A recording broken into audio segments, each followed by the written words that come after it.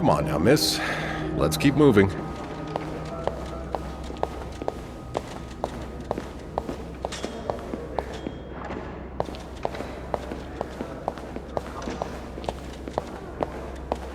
It's on your right. Here.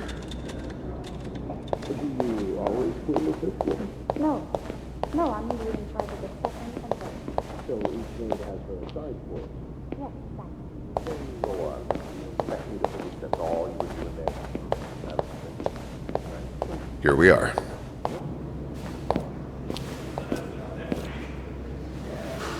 Good luck.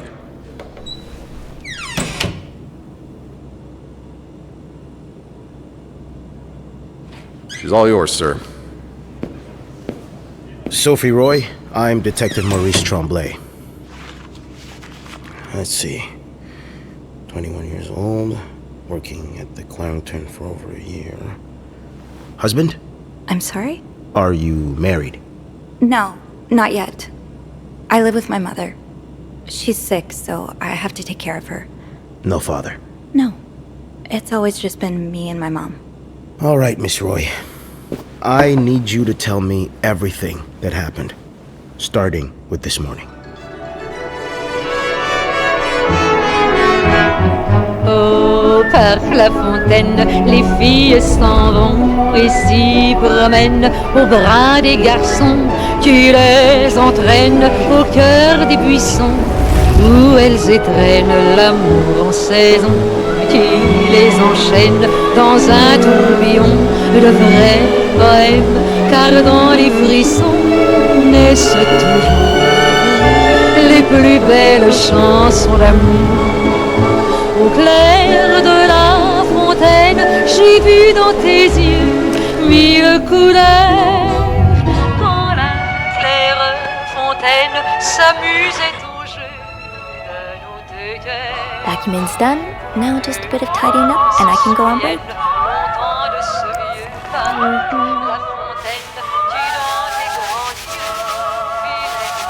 yeux, Good enough. la plus belle chanson d'amour. Doux souvenir de ce printemps qui fit fleurir autour Nothing nos like a saisons. well-made bed. Chérie, dis-moi, te souviens-tu de cet émoi naissant dans nos âmes ingénues?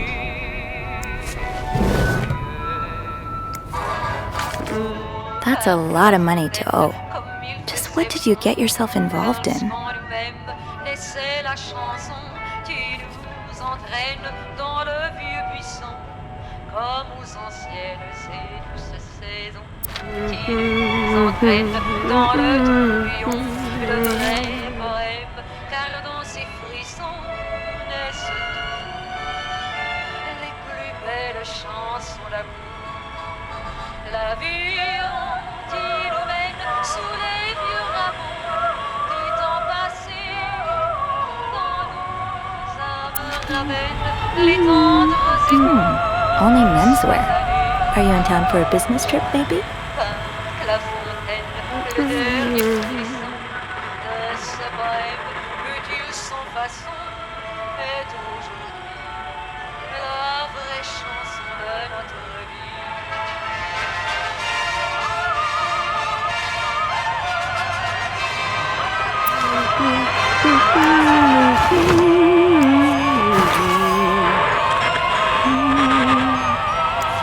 You brought your own mug? Well, I guess ours aren't quite as complimentary.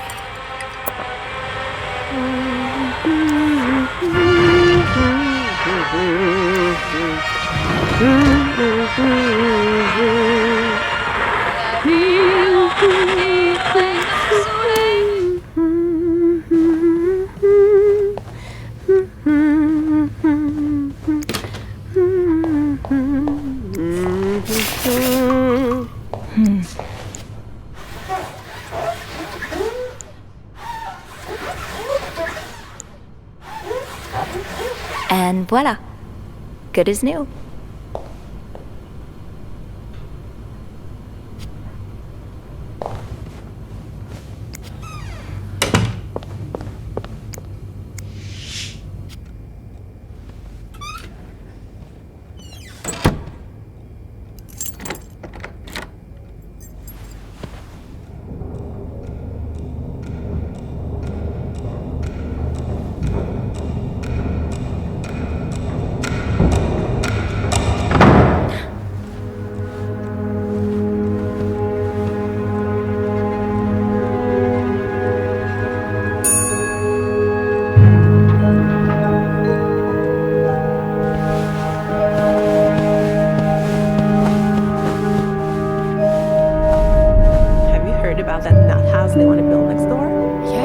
creeps me out.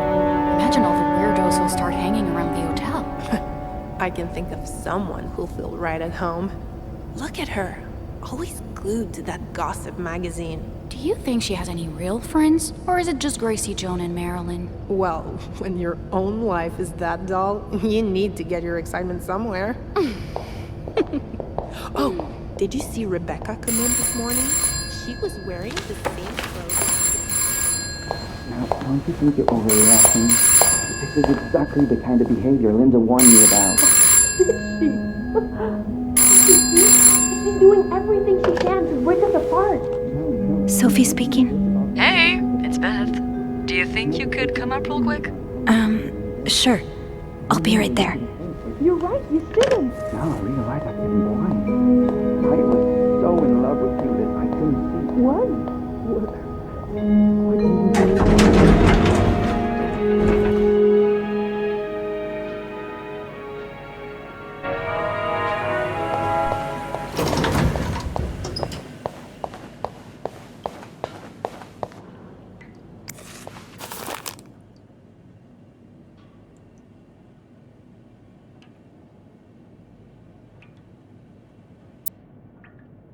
I'm not sure how the children are affected by what goes on at a bar on a Friday night. But I'm no lieutenant, so... Ah, my new home, according to Suzanne and Yvette. Wouldn't be surprised if everyone's a little bit more on edge today. Bad weather has a way of doing that. This is horrible. I don't think I'll ever understand what pushes people to go so far as killing.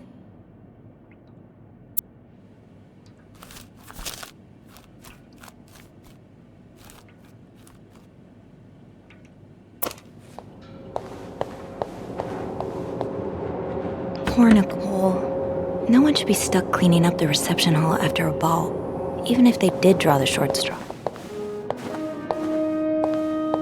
Hey, Beth. Hey there. So, who's sleeping? Sleep... what? You were whispering just now on the phone, so I thought maybe Eugene or Bobby were napping in the break room again. Oh, yeah, no. It's Jacques and Wendy. They were, in the middle of something. Ugh, it's so awkward when they start making out like no one's watching. Get a room. We literally work in a hotel. You said you needed me? Oh, straight to business then. Sorry, it's just a busy day. I get it. It's been non-stop for me this morning too. Wanna guess why I summoned you here? I'm guessing there's something I have to clean? Obviously. But what is it? Did a kid throw up again? God, no. Did that happen recently? Yeah, last week. I can still smell it. Feel it, too. While I was cleaning, some of it got... I'm gonna stop you right there. Keep talking and you'll be cleaning up after me, too. Oh. Sorry. Yeah, no, you'll be glad to know it's nothing gross this time. A nice gentleman decided it was time to redesign the lobby and helped us by knocking over that vase on his way out of the hotel. That's it? I would do it myself, but the last time I tried to leave the front desk, Bernard emerged from his lair to scold me about procedures and whatnot. Well, we can't have the beauty of the Clarington Hotel take absence from her throne, can we? Oh, the people would riot. Bernard especially. Bernard's hardly the people. Anyway, I have to get back to work. There's a mop in the supply closet next to Bernard's office, I think. Thanks. I'll see you around.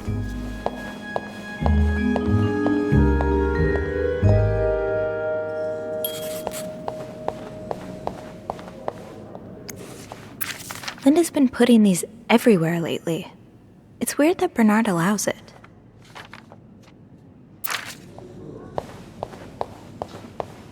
Linda, Wendy's great at her job. Guests absolutely love her and... Not just guests, apparently. Oh, God damn it, Linda! I only like her because guests like her. Making sure guests are happy is my job, after all. You don't seem to care whether I'm happy.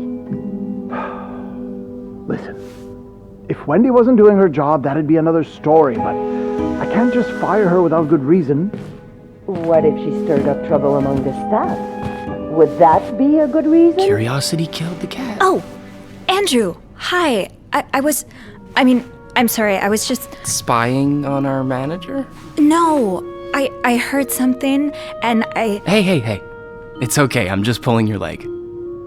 I'm sorry I scared you. I'm not used to having people around me while I work. Yeah, you're always working alone up there, aren't you? I actually think it's the first time I've seen you down in the lobby. Don't tell me you've been sent to clean up after the Valentine's Day ball.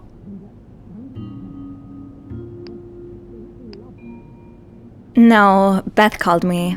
A guest knocked over a vase and made a mess in the lobby. Yeah, I saw that catastrophe happen. Just what we need, huh? Well, I'd rather be doing that than cleaning the reception hall with Nicole. Oof. Yeah, I don't even want to see the state of the place after this weekend. I know chocolate fountains are for dipping, but I didn't expect to find someone's shoe in there. How? No idea. You must see plenty of weird stuff too, right? Yeah. What's the weirdest thing you found in a guest's room?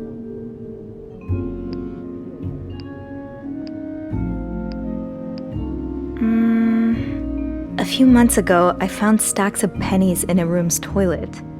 Like, a lot of them. What? And when I got to the bed, the pillowcases were filled with pennies as well. I'm still not sure if that guest simply had a strange way of leaving a tip. Maybe it was a penny robbery. Oh, I better go help Beth. It's hell here with the snowstorm. It's okay. I need to, Yeah, alright. Take care. You too. As if it wasn't enough having to deal with endless letters of advice from Raymond. Raymond? What does he want? He wants me to lower room front.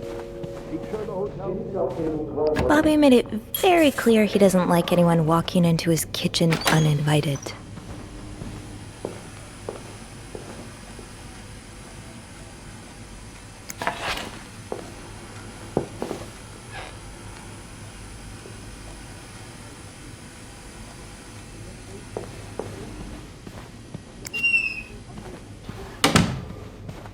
Okay, Sophie. Time to clean up that mess. I haven't been able to get through. And anyway, the last thing I want is to look like a beggar. Okay, here's the salmon maple syrup painting with a weirdo with him 5. I'm sure the sales of things have gone up since the partnership. I don't know. I feel like he's been avoiding my calls lately. Yes, he's coming. Jesus. Because I've had this pain in my shoulder.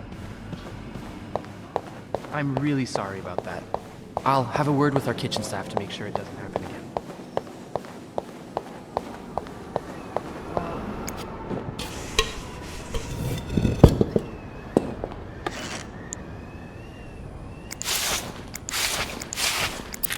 A film roll?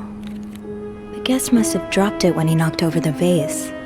Probably should return it to him.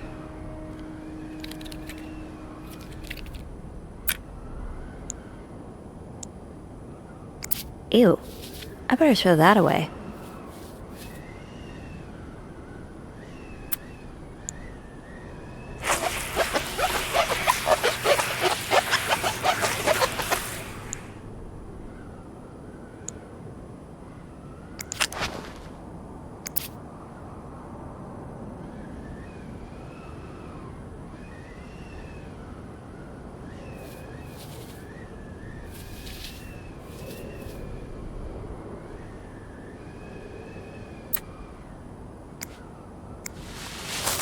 Now I just put the leaves back in the vase, and it'll be like nothing ever happened.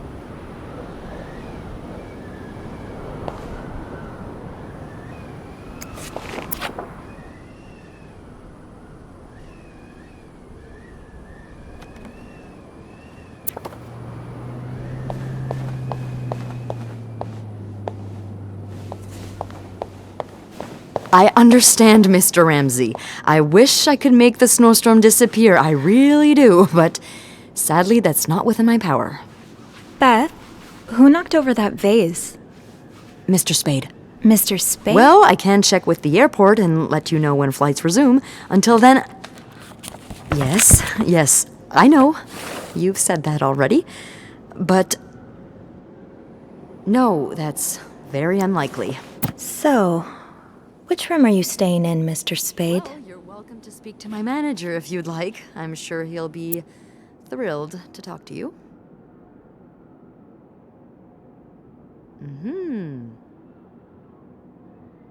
Well, for that, you'd have to talk to my manager's manager. Would you like to contact him? Sadly, he doesn't have a phone. He's a bit of an old-fashioned fella, if you know what I mean. Room 505. Yes. Great. That's on my floor. I can return that film roll without going out of my way. Nice little corner where you can kneel down, all right? Then you clasp your hands together and think really hard about just how much you want the snowstorm to end. It may help to repeat... Bernard still leaves these around the front desk? Guess he didn't hear Beth when she swore she'd burn the place to the ground next time she had to suffer through one of his sermons. Making fun of you, sir. No, I never dare. No, I'm dead serious. If anyone can make the snowstorm end, it's him.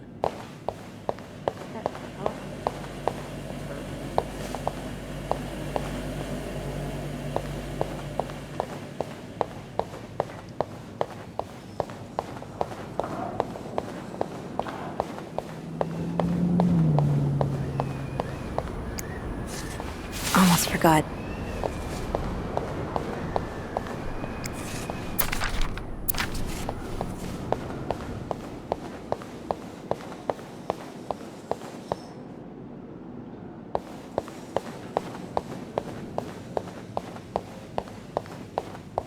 I should go to the 5th floor to return Mr. Spade's film roll.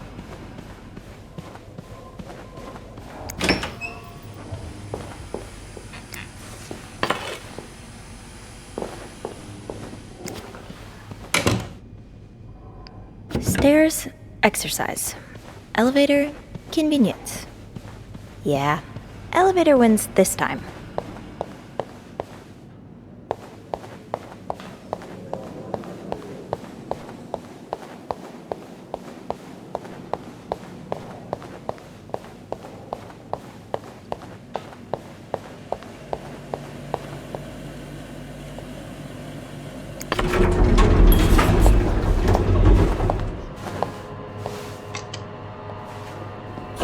Hold it, please.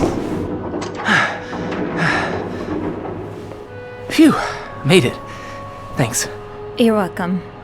Was it you who cleaned the puddle by the restrooms? Was I not supposed to? Well, Eugene asked us not to touch anything until he's repaired the leak, but it's probably safer this way. Someone could have slipped on it. Which floor? Oh, 6th. Thanks. What's the big rush? I need to bring this to our VIP guest, the one who rented the entire floor. Oh, is it that British man I keep hearing about? He's sort of a celebrity, isn't he? He sure acts like one. I wouldn't want to be that poor assistant he keeps shouting at. I wish I was assigned to clean his room. Can you imagine the weird things I'd find? Be careful what you wish for. I wouldn't be surprised if the man kept a few skeletons in his closet. Can't you tell me who he is? I've never actually met him. I always talk to his assistant. Only Bernard knows his identity. I do have a suspicion, though. Oh? But I'm not sure I should say it. Can't you at least give me a hint? Okay, let me think. Whew. Saved by the bell. Hey, come on. Don't leave me hanging. Let's just say I like to prolong the suspense. Wait, is that the hint? Who knows? Fair enough. Have fun up there. You too.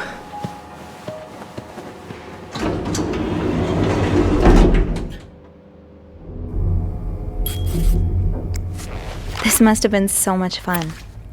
Well, for the guests, at least.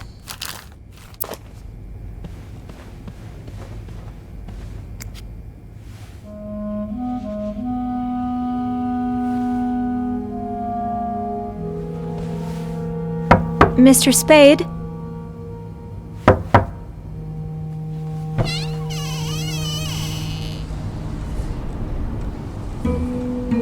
Mr. Spade?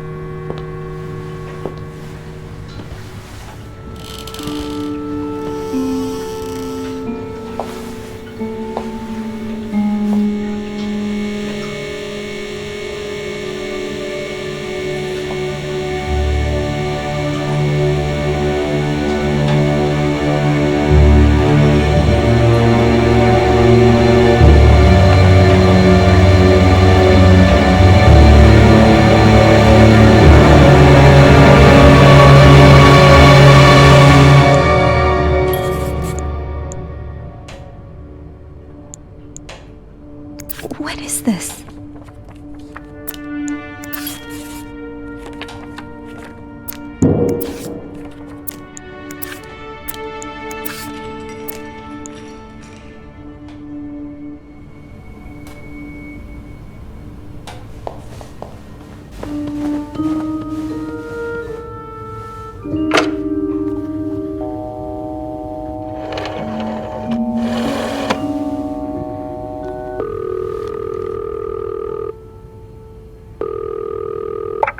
Clarington Hotel reception desk, Beth speaking.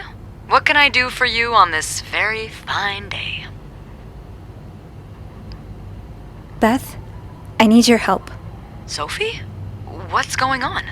I think Mr. Spade's stalking me while I work. Really? I knew it! You did? I mean, I knew there was something fishy about him. He just has creep written all over his face, you know? How did you find out? He took pictures of me. I found them hanging over the bathtub. He set up a kind of dark room. Pictures of you? Doing what?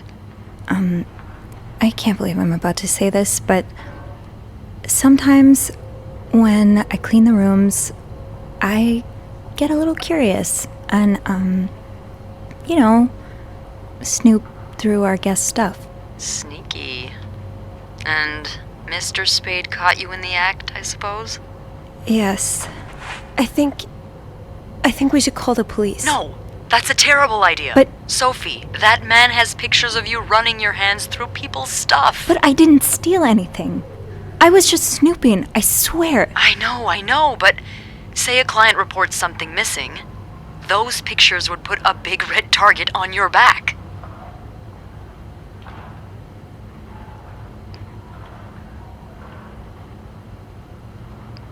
So I just leave? Do nothing? Do nothing? No.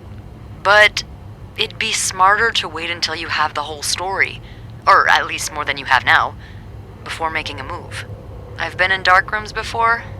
Setting one up in a space that isn't made for that takes time and effort. Wait, you're a photographer? No. I was there to look at pictures a photographer took of me. Look, all I mean to say is there's no way he set all of this up just for a couple of pictures. There has to be more.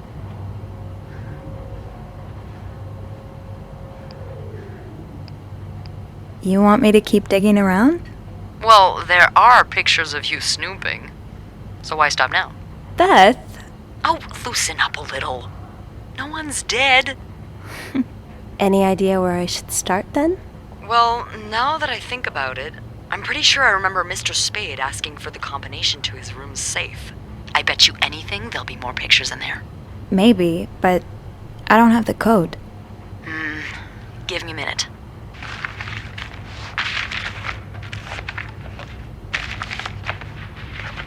Merde! Those idiots! What?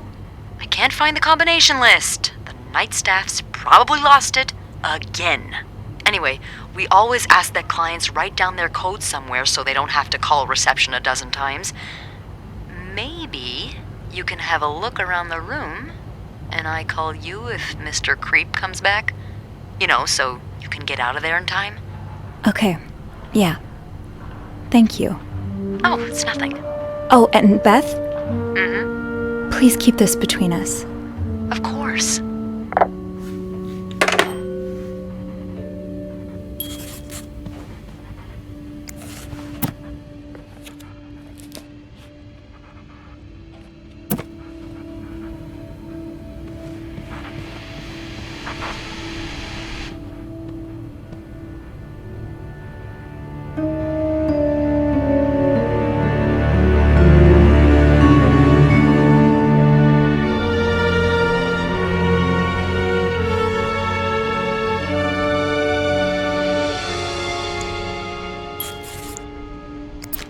Beaver Lake. I took Mom skating there just a few weeks ago.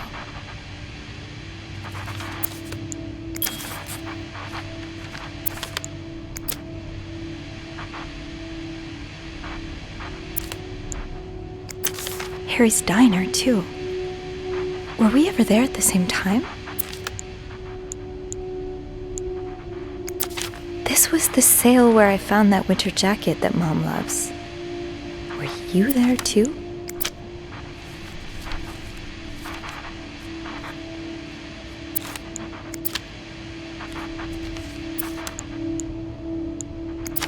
I just visited the oratory for the first time in years. This has to be a coincidence, right?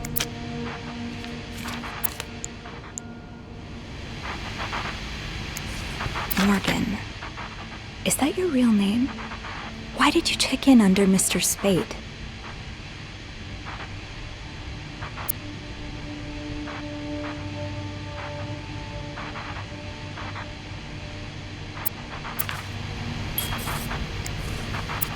Is this a floor of the Clarington?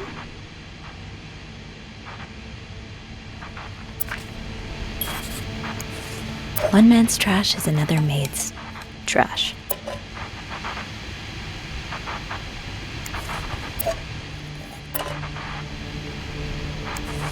Something tells me you won't be missing this.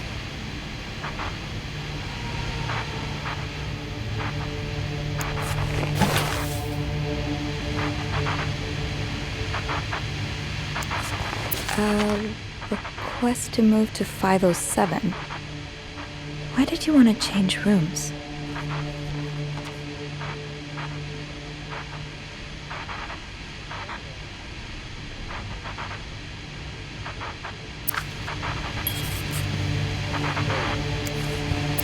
I'd forget my own head if I didn't write everything down. I guess we have that in common.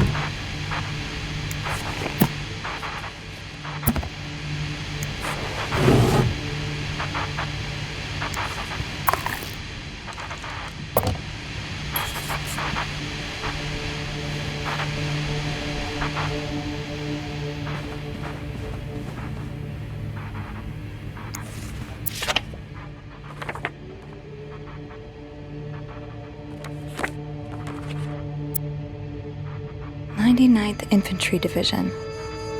99.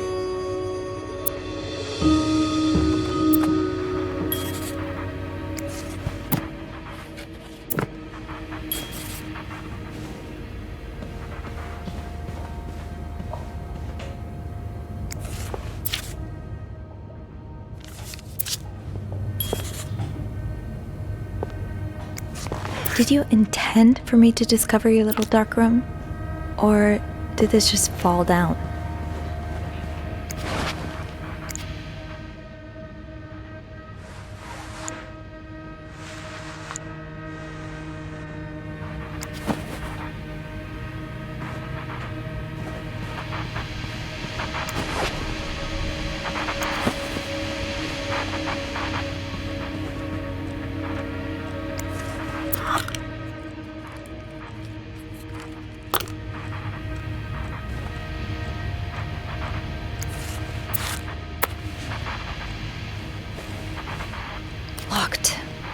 There has to be a key somewhere.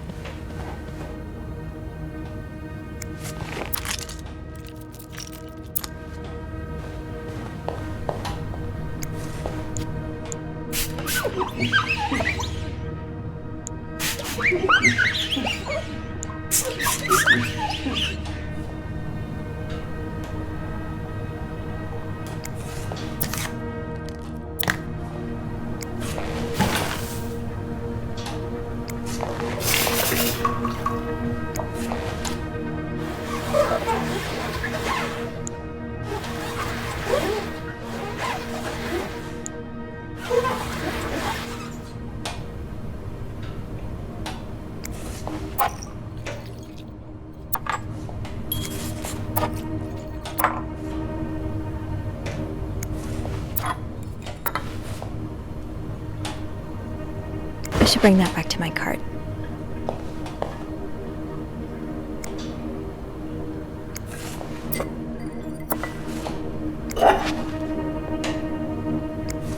Looks like prescription drugs. But what are they for exactly?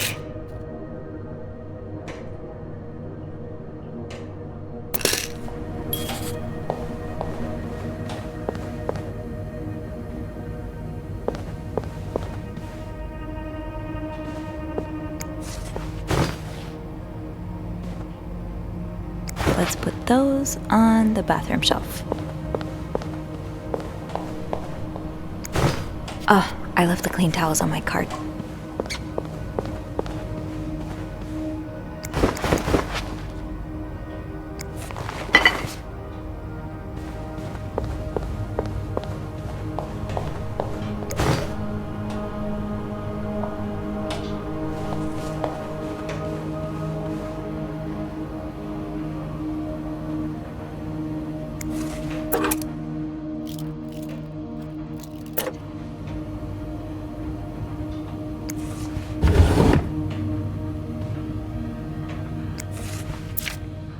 You're pawning off your possessions?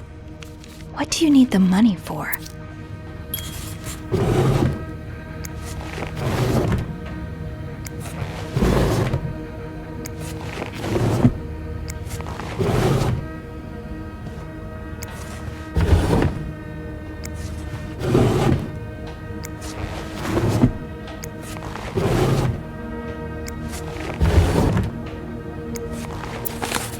That's rough. How are you supposed to support yourself when no one will give you a job or a place to live?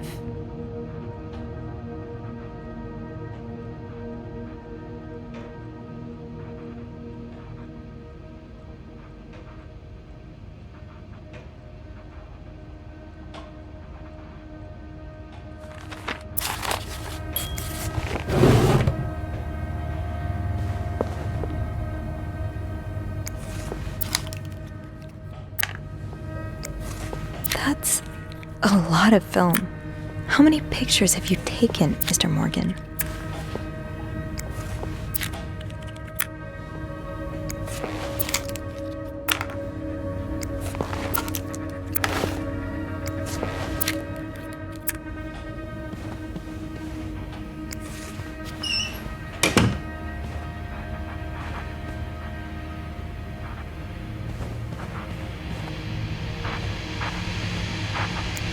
The storm must be getting worse.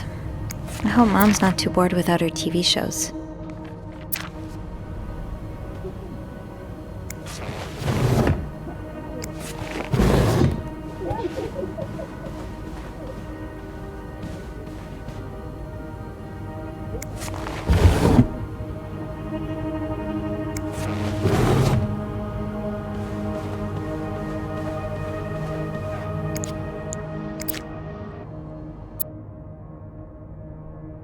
These look like numbers. Sort of. These look like numbers. Sort of.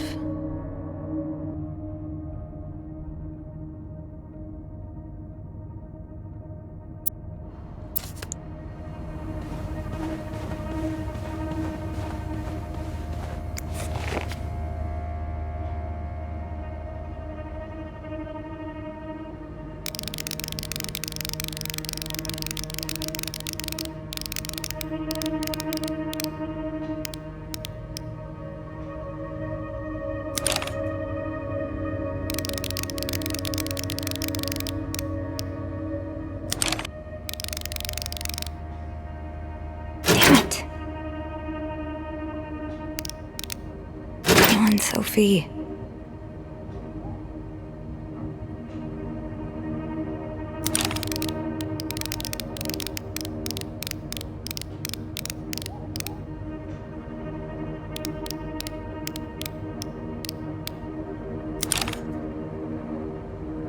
Damn it.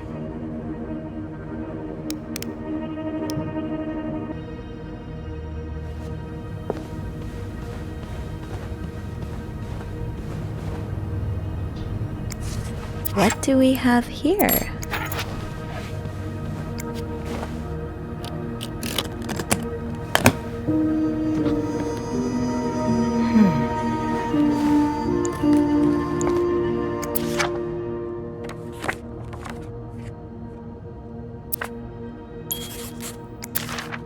You spent 10 years in a psychiatric hospital.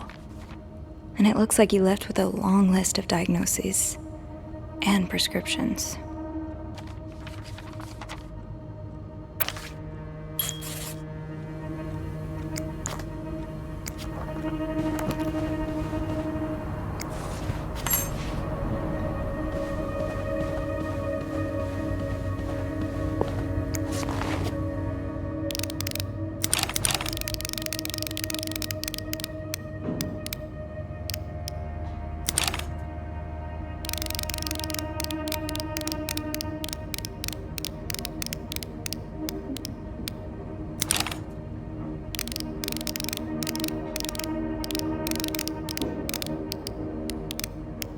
Come on, Sophie.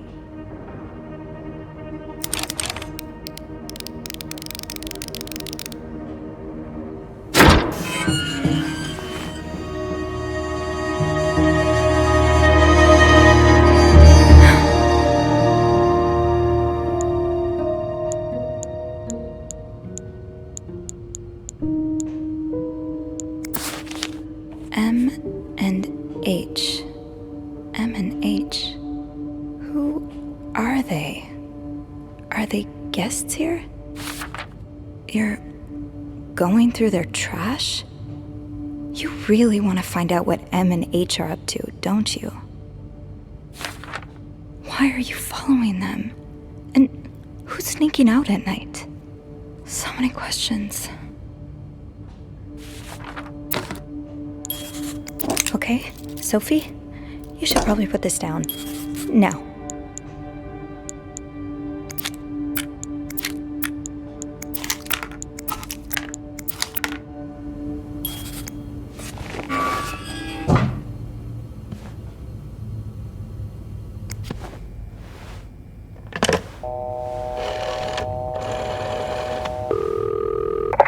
Clarington Hotel reception desk, Beth speaking. It's me. Oh, hold on. Andrew. Andrew. Cover for me, will you? What's going on? Hey, Tintin. Just do it. Sorry about that. So, found anything on Mr. Spade? Well, Mr. Spade... What? Paul Morgan. Ooh, I can see why he changed it. So, did you open the safe? What was in it? A journal. His journal? Does he say why he's stalking you? No, but it seems he's stalking 2 other people as well. Oh, who are they? They're guests. I don't know their names, though. I was hoping you could find them in the logbook. Well, Snoopy, although it may seem like it, I'm not actually clairvoyant, so I'll need something to narrow the search. Do you know anything about them? Mr. Morgan refers to them as H and M. Well, that could mean a lot of things. It could be their initials, or, I don't know, husband and mistress. Oh, I hadn't thought of that. Yeah, I'll need a little more to go on.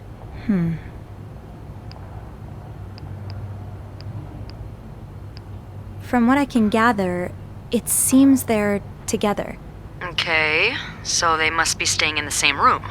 Do we have a lot of couples at the moment? Well, yes. It was Valentine's Day last Friday, remember? Oh. Oh, indeed. Would you look at that? There's a couple staying in room 509, Hector and Marcella Cruz. Hector and Marcella. H and M. Yeah, That's what I'm thinking.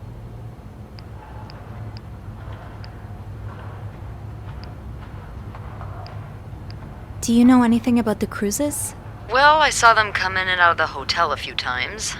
Called a taxi for them once. The missus does the smiling and the other frowns a lot. Nothing to write home about. Do you have room 509 on your to-do list by any chance? I do, actually.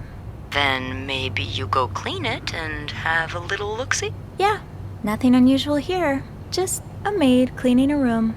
That's my girl. I'll call you if I find anything. Just be careful, okay? I will. I promise.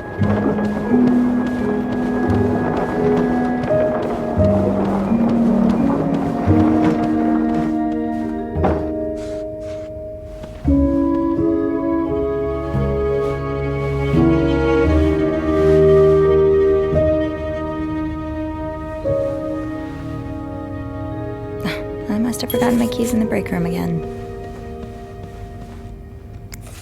Does carrying this everywhere really make us better maids? Bernard seems to think so.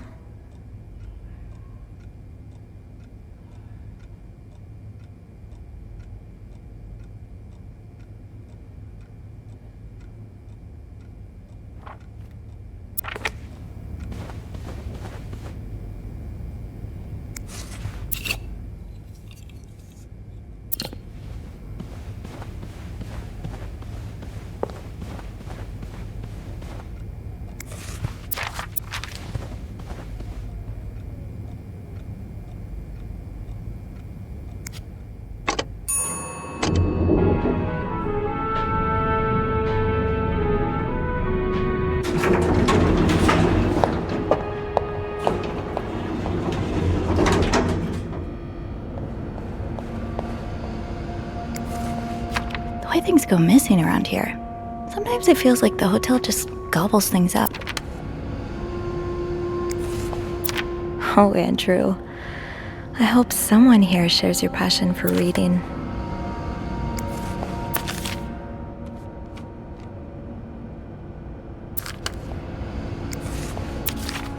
Huh, Carol seems sweet. If I wasn't so bad around new people, maybe we could be friends.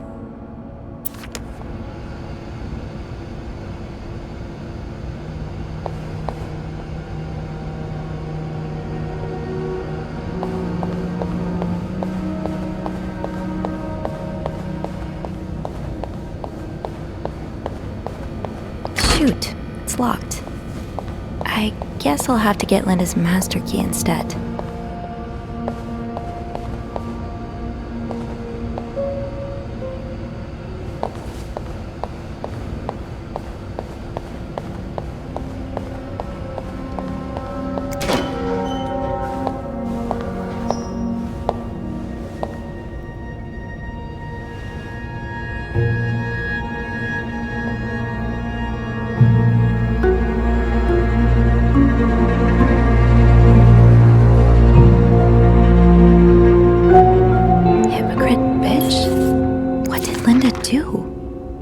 And to whom?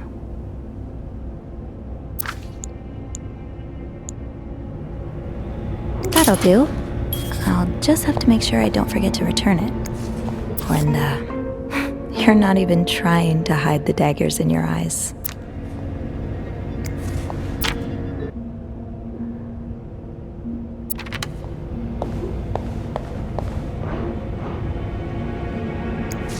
Be tossed aside by your best friend like that? Oh, Wendy, that's a special brand of heartbreak.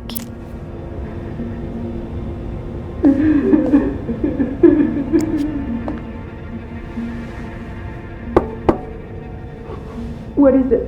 Wendy? It's Sophie. Are you alright? Do I sound alright? No, I guess not. Just leave me alone. I don't want to talk.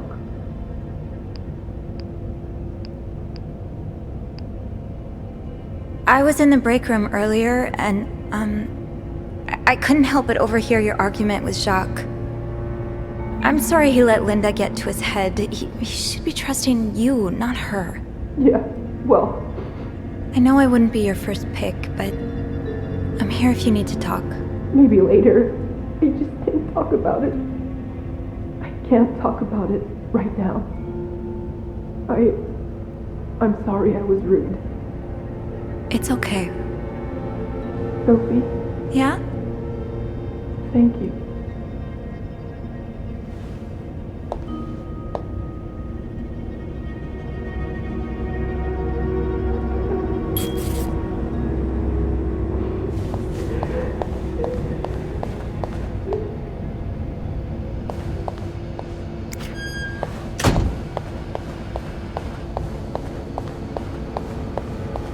Right, the master key only unlocks the guests' rooms.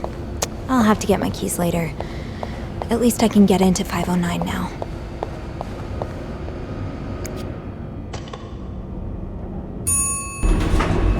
Hey, you. Oh, hey, Beth. On break already? Sadly, no. I have an express delivery to make to the 6th floor. Isn't that Jacques or Andrew's job? Well, they're both busy, so... What about you? I thought you'd be in 509. I'm heading up now. I just had to grab Linda's master key before I could continue our investigation. Oh, I see. Well, this has been quite the day so far, hasn't it? I can't remember the last time work was this interesting. Yeah, that's definitely one way to put it. That's not all, though. While I was looking for my keys, I found some graffiti on Linda's door. What kind of graffiti are we talking about? The words, hypocrite bitch, in red lipstick. I wonder who could have written it. If I had to bet, I'd put my money on Wendy. Linda's been treating her like her personal punching bag as of late.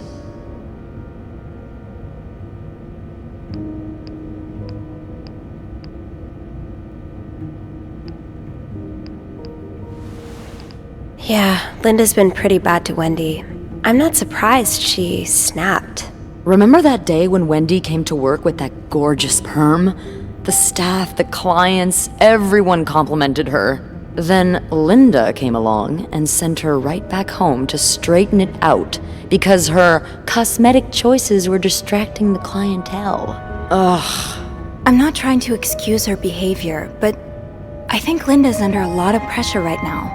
It can't be easy, managing so many people with Bernard breathing down your neck. You know, I don't know how you do it, Sophie. Maybe it's because my empathy only goes so far, but I admire that you're able to feel for just about anyone.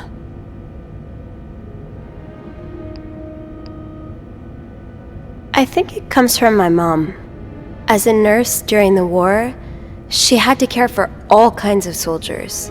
Even enemy ones, sometimes. I don't know if I'm quite at her level yet, though. Don't sell yourself short. You're a very compassionate person, Sophie. Thanks, Beth. Well, this was a lovely chat, but I better see if Eugene is around maintenance. Hopefully he can help me find this thing for our esteemed guest. Yeah, we both got a lot on our plates today. I can't wait to find out more about our friends H&M. Take care. You too.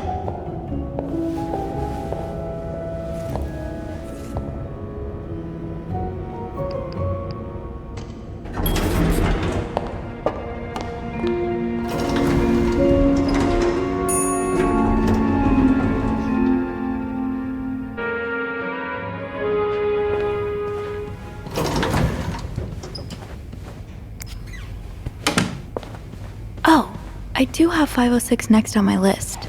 Shop in before checking out 509.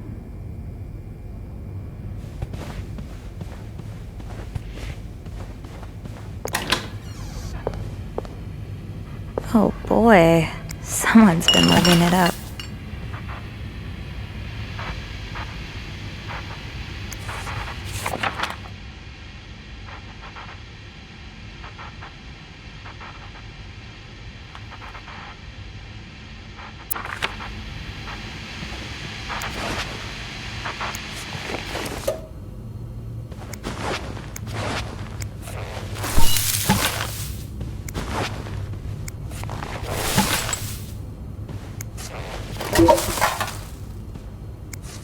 Not exactly a cherished gift, if you just left it behind like this.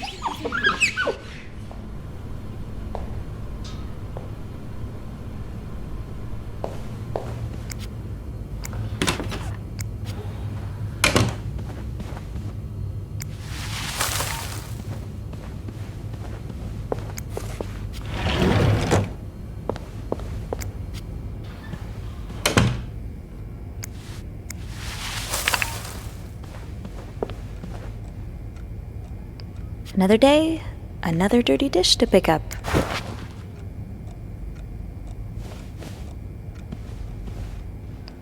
I'm sure I'll find more laundry to add to the pile.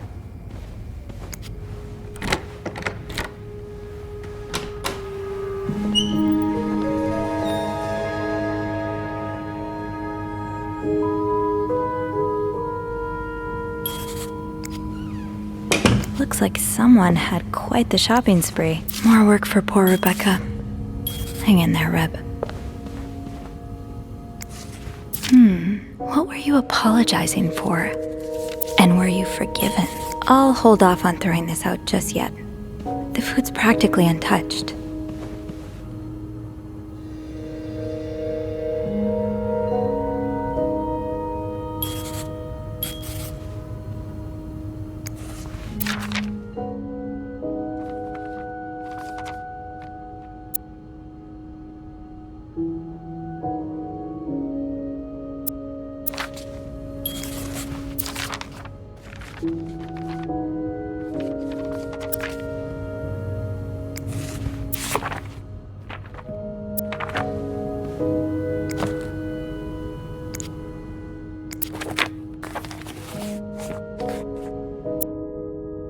SW.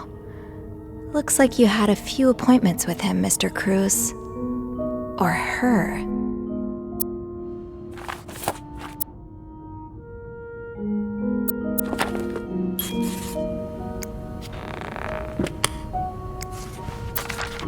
This person looking for you back in Texas, was he really just a coworker?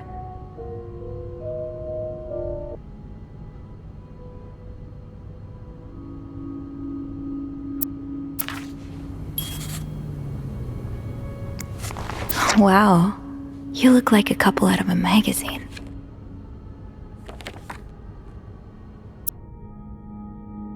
These pearls, they look absolutely gorgeous on you. Though, I bet you could make anything look good.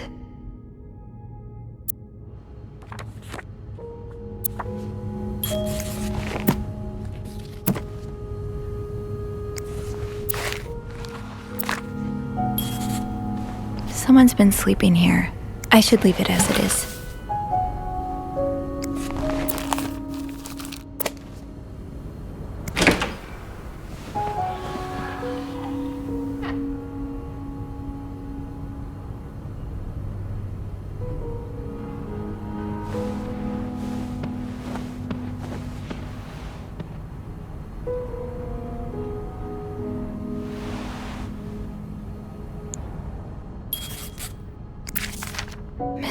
Cthulhu's got her personal information stolen.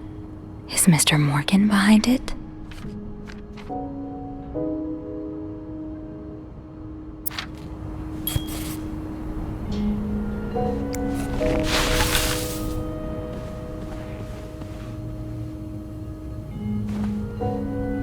Looks like someone tore that note apart, but I'm missing some pieces. I can't make out what's written.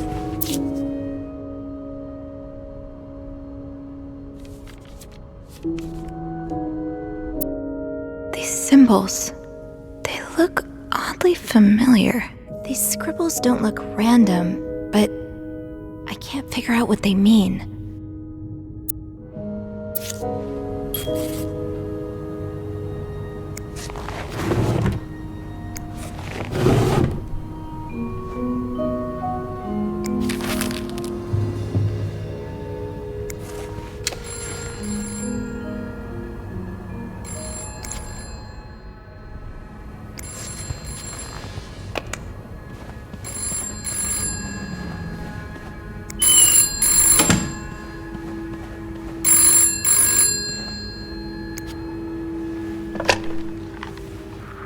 Hello?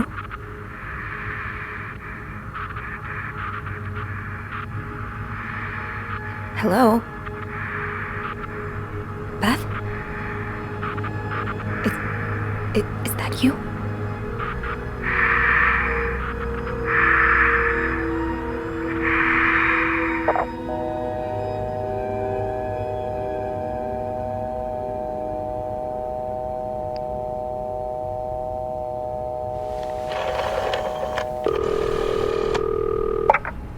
Clarington Hotel reception desk. Beth? Sophie? Did you just call me? No, I didn't. Then who called? What do you mean, who called? Someone just called, and they said nothing. All I could hear was static and breathing. Whoa. The creeporama just keeps on going, doesn't it? Hold on. Hey, Archie. What's up?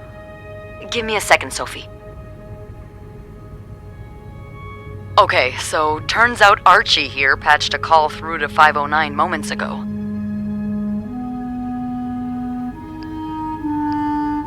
Did he recognize the caller's voice?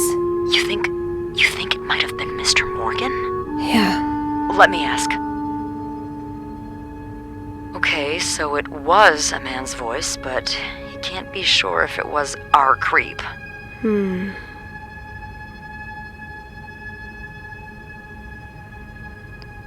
Did he notice anything else?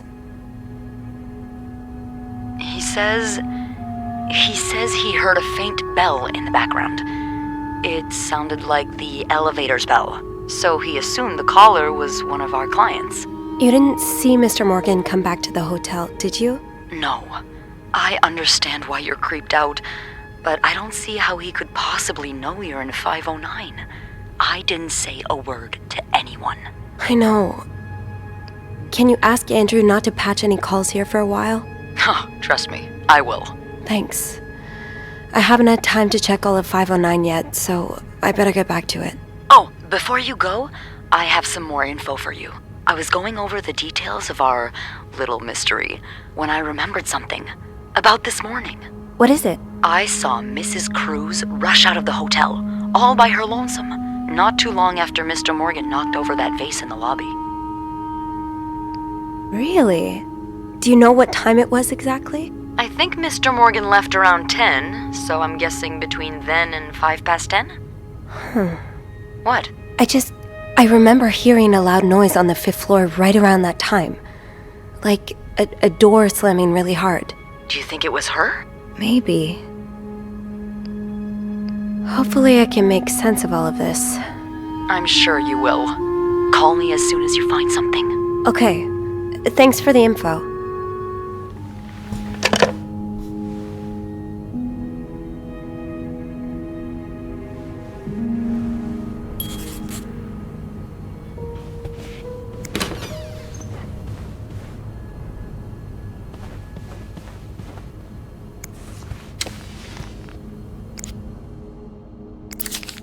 Am I reading this right? The account's been emptied.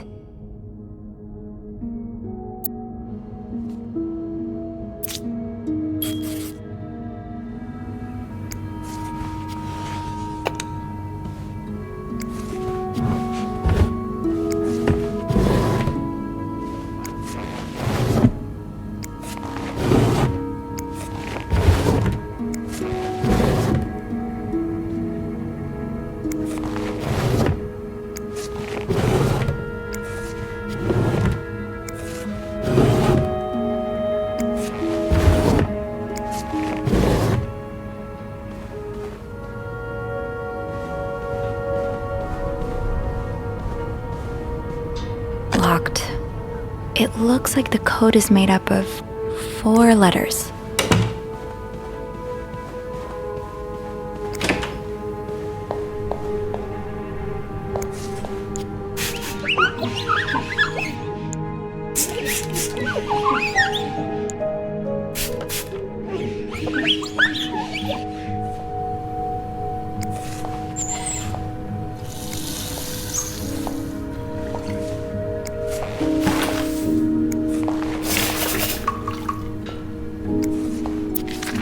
These are lovely. I wish you'd had more confidence in yourself.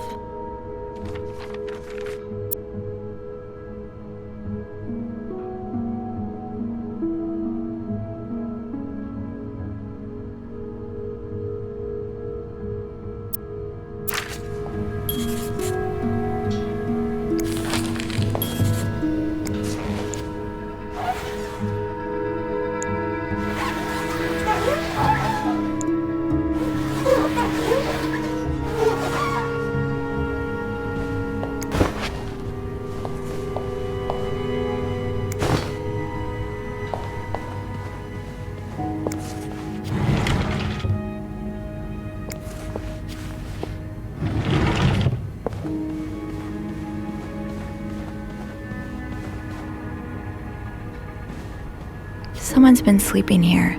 I should leave it as it is.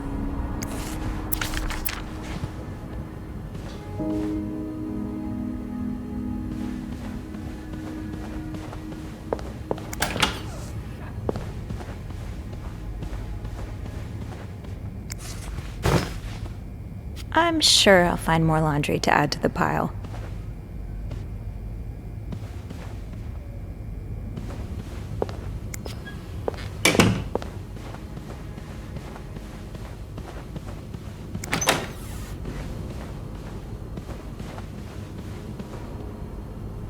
Maybe I'll find more of those torn paper pieces if I keep cleaning the room.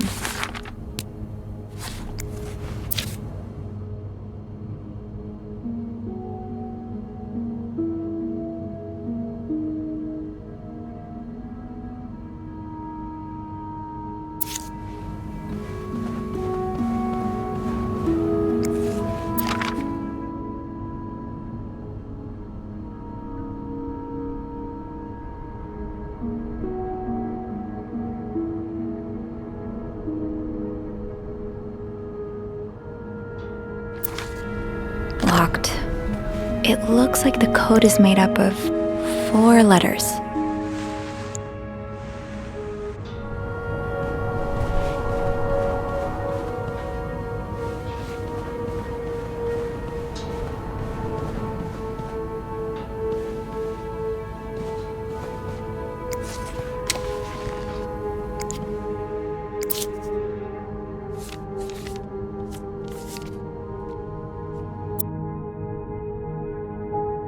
You don't see someone withdraw $5,000 every day. Just what could have made you empty out your entire bank account? You don't see someone withdraw $5,000 every day. Just what could have made you empty out your entire bank account?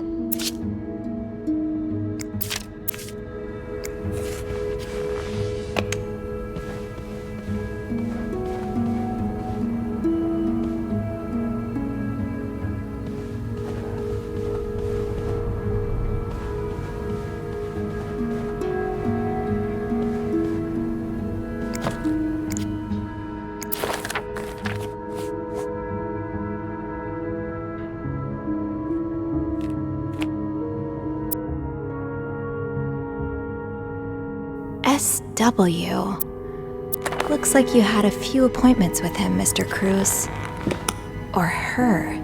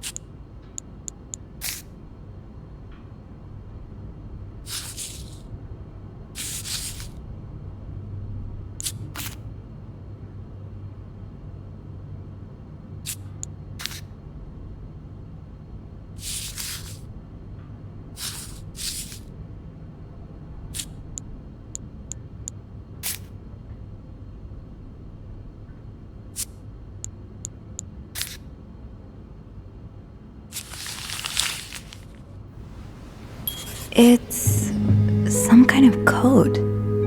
Could I break it?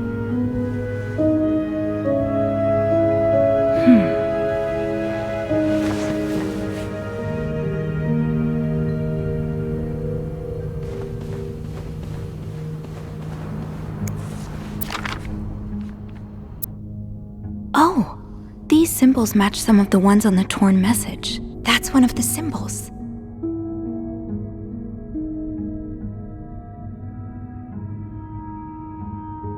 Oh, these symbols match some of the ones on the torn message.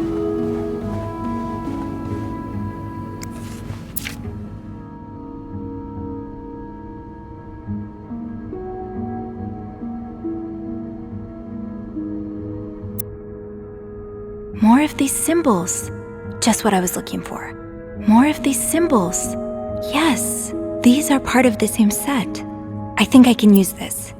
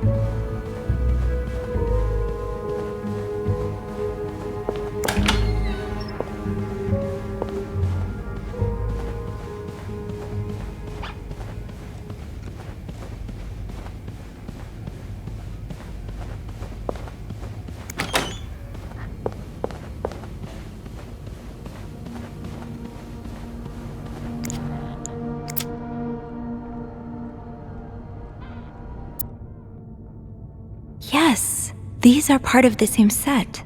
I think I can use this.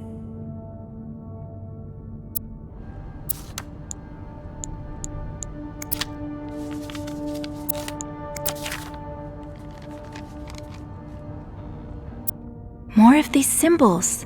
Just what I was looking for.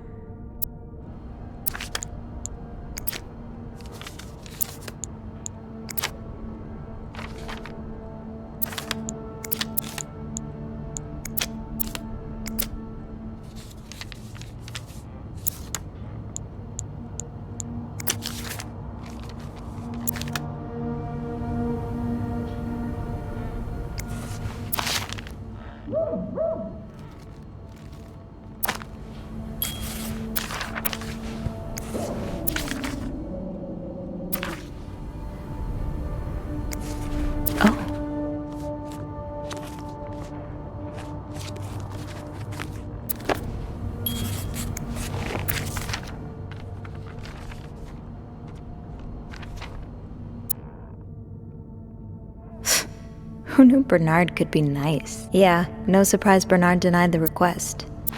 Mrs. Beaumont's been here so long, we could probably just put her name on the door at this point.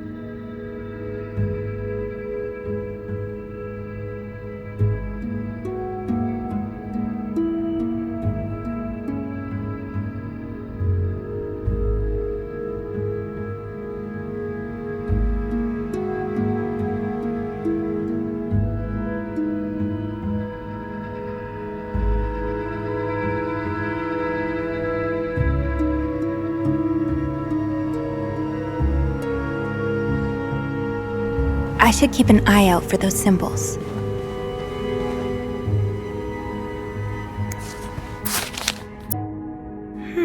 Yeah. I think these match the symbols on the papers I collected.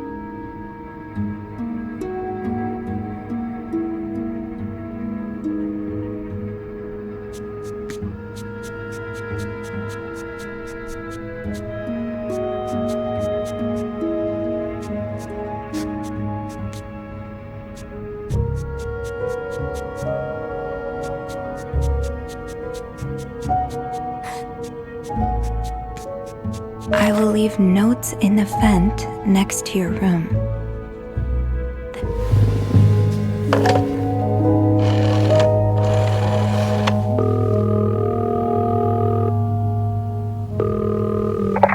Clarington Hotel reception desk, Beth speaking.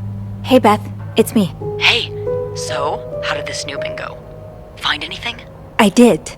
I found a message written in strange symbols. A kind of secret code.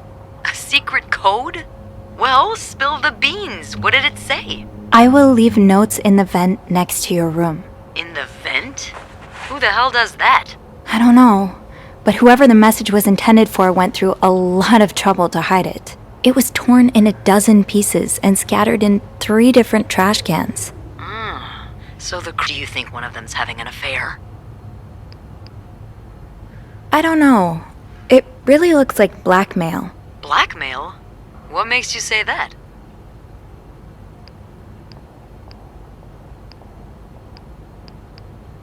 I found a letter Targeting the cruises? Just the wife. It seems some of her private information was stolen by someone. But for it to be blackmail, there needs to be money involved, right? Is that all you've got to back your theory? I also found a bank statement belonging to Mrs. Cruz. Her account was emptied very recently. I smell trouble. More precisely, $5,000 worth of trouble. Yikes, that's no pocket change. So you think she had to pay whomever's blackmailing her? Exactly. You could be onto something here. I don't know what they could have gotten from Fernie and Weissman, but she obviously doesn't want that info leaked. Do you think Mr. Morgan's the blackmailer? Oh, maybe he's the one who called here before. Yeah, he could have been calling to ask for more money or something. I'll go have a look at the vent that's mentioned in the message, just to be sure we're on the right track. Yeah, good idea, Bean. I'm about to go on break, so if you need my help again, just ask Andrew to patch you through to the break room. All right. Enjoy your break. Oh, I will.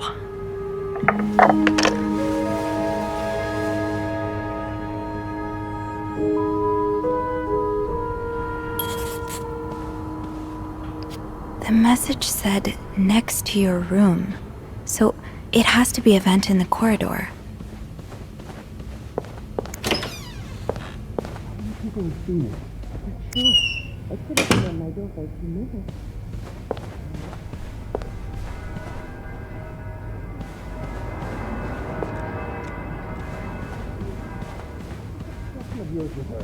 It's not an obsession. I know she did it.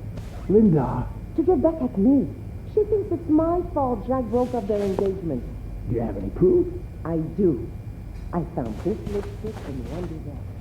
Look, that's the rag I used to erase the message. It's the exact same color. Someone else could have used her lipstick, huh? Is that all you have? It's not. There's also this. I sent it to her a few days ago. I was kindly warning her that her behavior could compromise her engagement.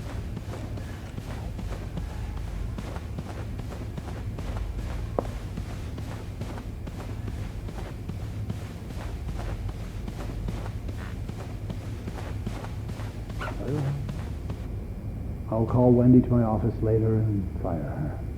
Good. It's time you see her for who she really is.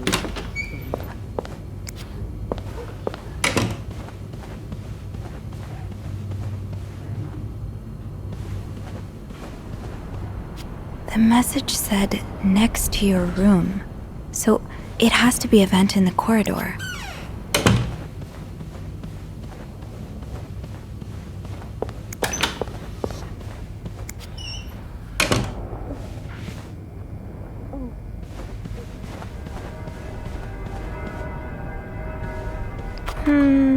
I think I have all the supplies I need.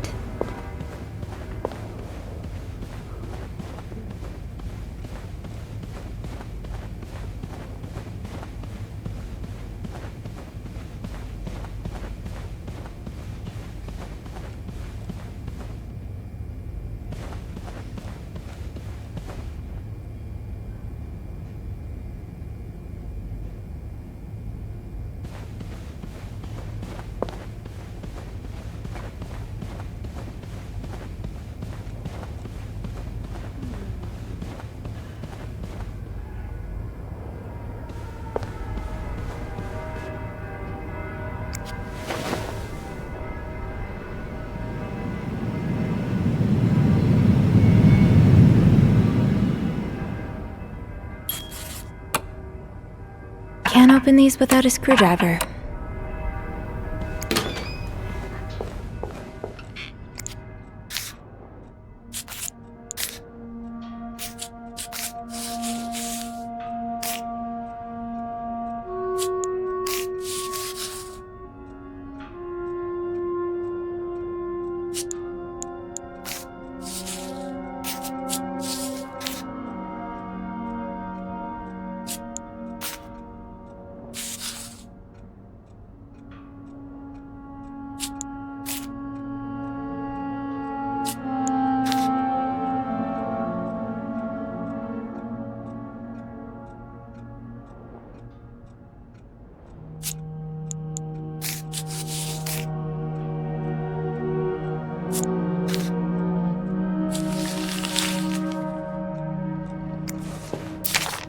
Highest priority, huh?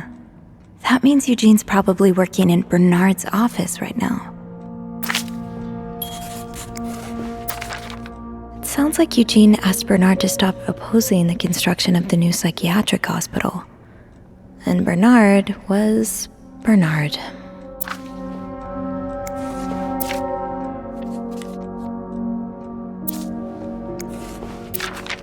Oh, Eugene.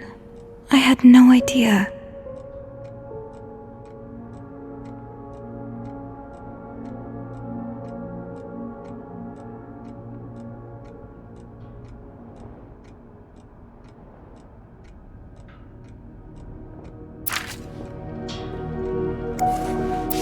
Huh, this must be Eugene with his daughter. He looks like a caring father. I've never seen two people more suited for each other. I hope they work things out. They need to. Eugene's a pro at fixing the fuse box whenever there's a power outage. Shoot, no screwdriver. What's life without a little challenge?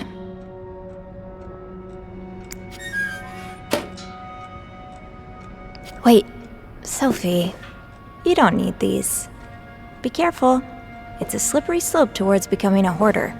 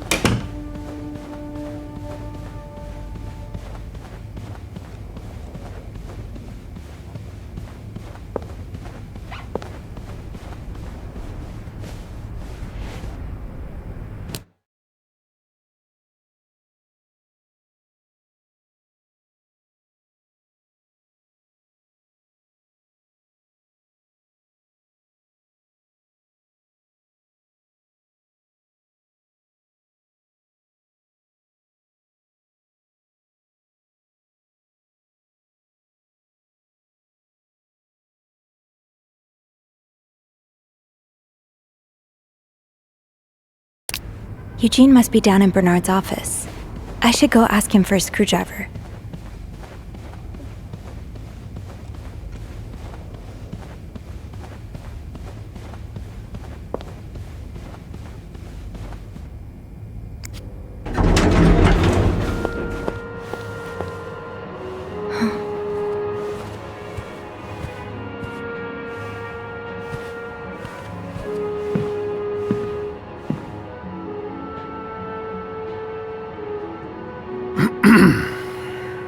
It's, Miss Belivet, isn't it? What?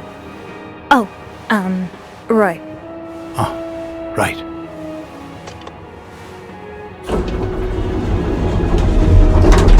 You're the one who took last week off, aren't you? You had to, take care of your sister, I think? Mother. My mother. She's very sick. No, I hope this doesn't become a recurring thing. I need to know I can count on you. I understand, sir. What are you doing here, anyway? Are you on break? Yes, I am. Don't take too long. No, I won't.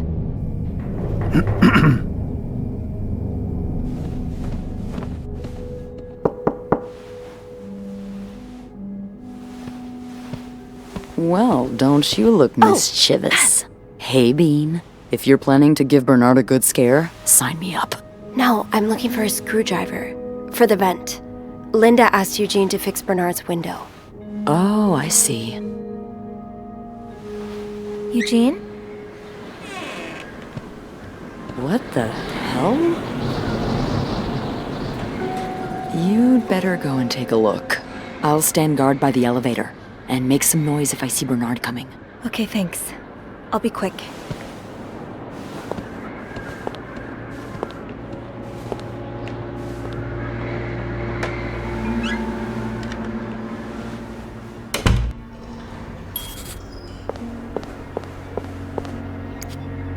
Kinda wish I worked here when Raymond was in charge. Sounds like the hotel was very different back then.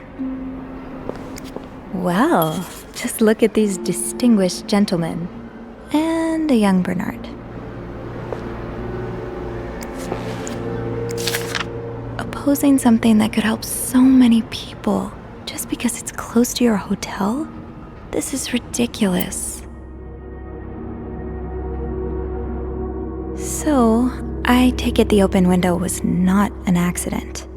Can't say I blame you, Eugene.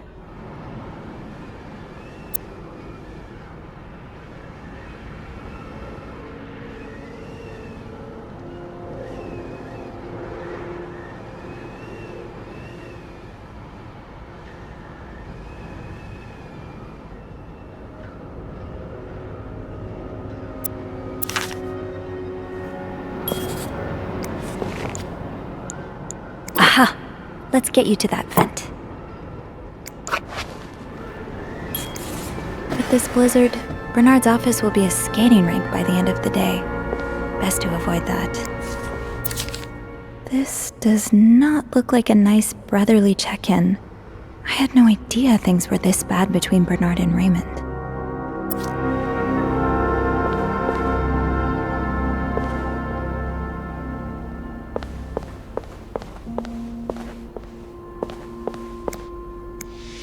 Surely your break is over by now.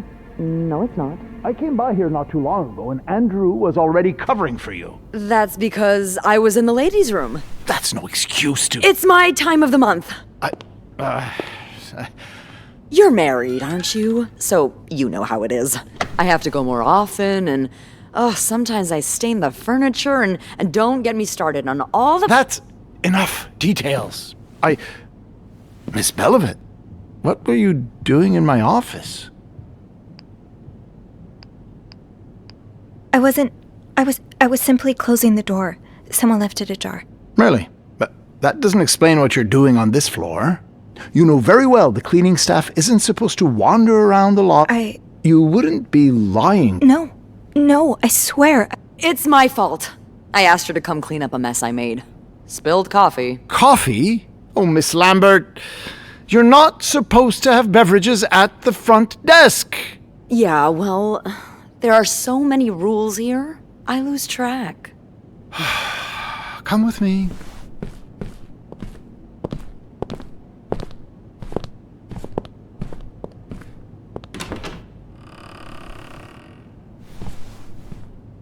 Sorry.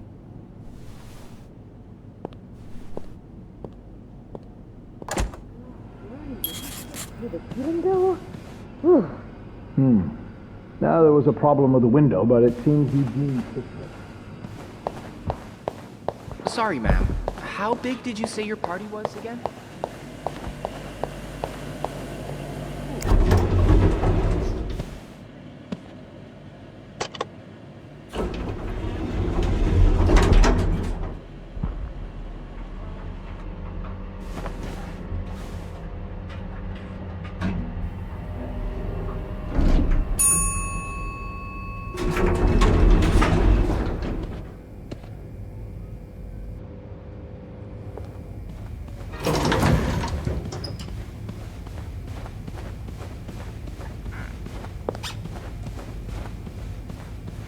I guess I'm free to disturb room 508 now. But that's where Bernard and Linda were. Ew.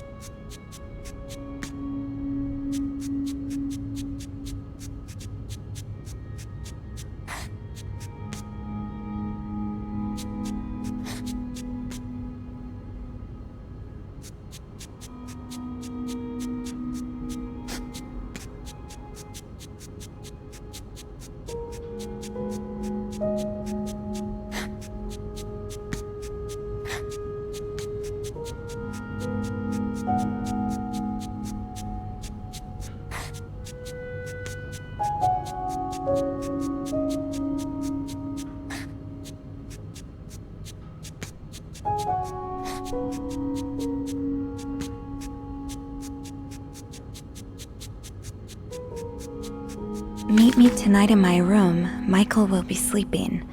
We need to discuss our plan.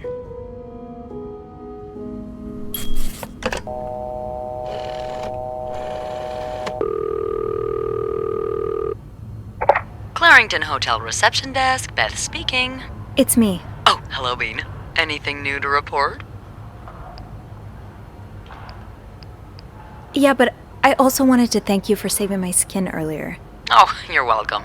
I hope I didn't get you into too much trouble. Well, I thought I was in for another one of Bernard's sermons, but it didn't happen. Oh? I'm not sure what it was, but he found some piece of paper that completely distracted him. He ended up asking me to type letters for him. As if I was his secretary. I guess that's better than a sermon, but it still sounds awful. I do have sore fingers now. So, tell me... I found another message written in secret code. What does it say? Meet me tonight in my room. Michael will be sleeping. We need to discuss our plan. Michael? Who's that? Another husband? I don't know. It's the first time I'm hearing of a Michael in this story. Let me check the logbook.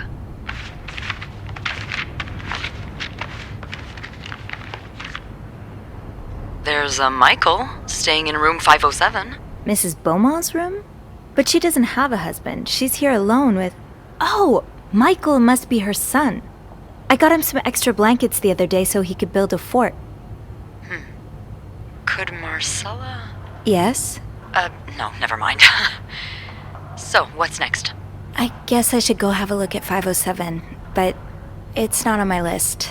There's a do not disturb sign on the door. Well, I could call the room to make sure no one's there. Good idea. Hang on.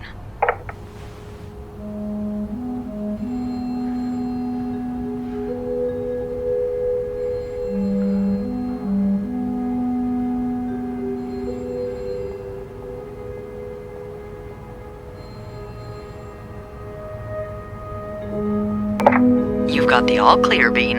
Head on over. Thanks, Beth. I'll call you back.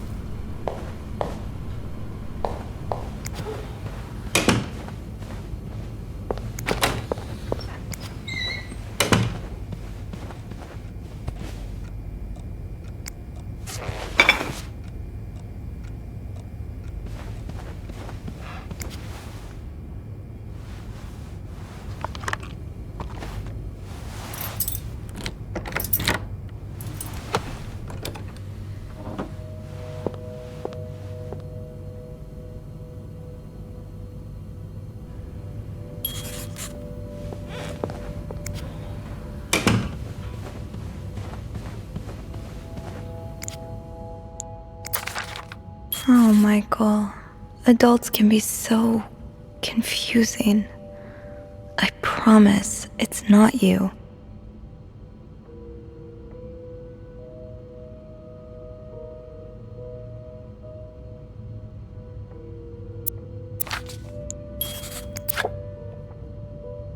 So you were eager to set up a meeting. Did Marcella send this?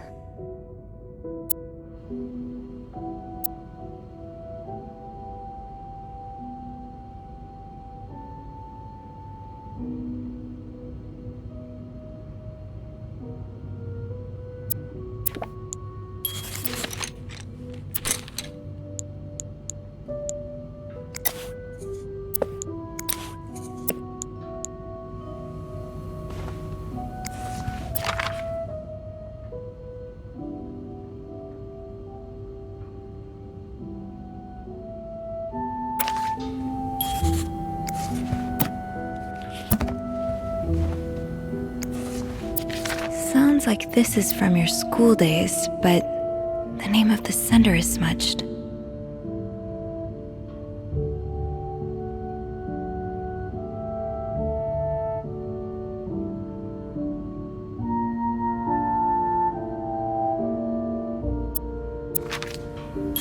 Funny how some games really stand the test of time. I used to play this with Mom all the time. So a husband can abuse his wife and just get away with it? And people like Linda still think divorce is wrong? Ugh.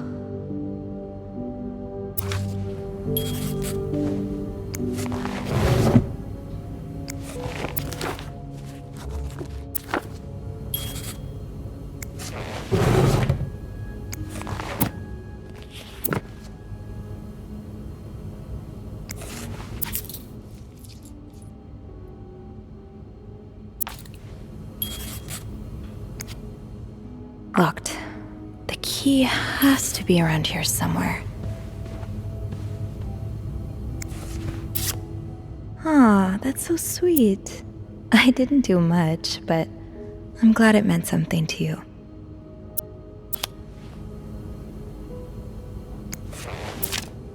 That look in your eyes. What does it mean? And who is this from? Either a guest got a hold of our stationery, or this came from someone on the staff.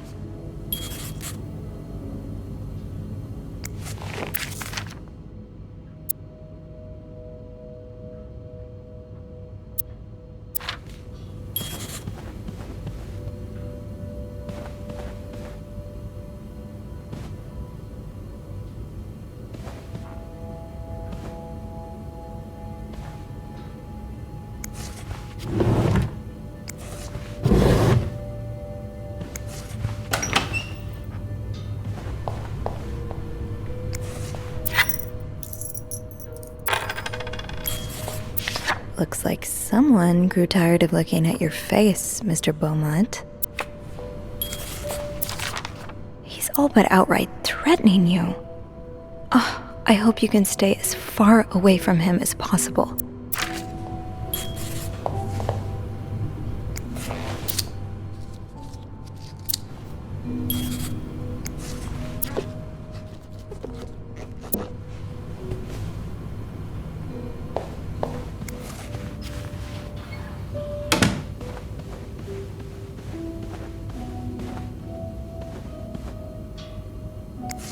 Aha! Keys are Snoop's best friend.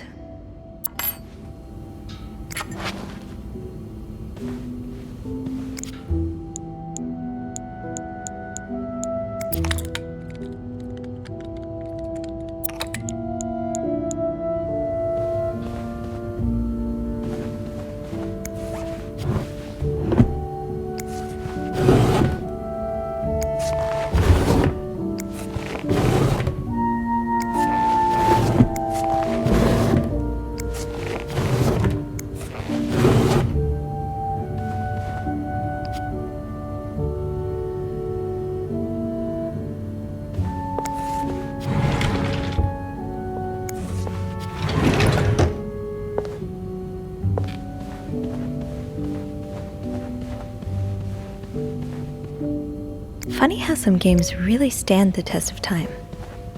I used to play this with Mom all the time.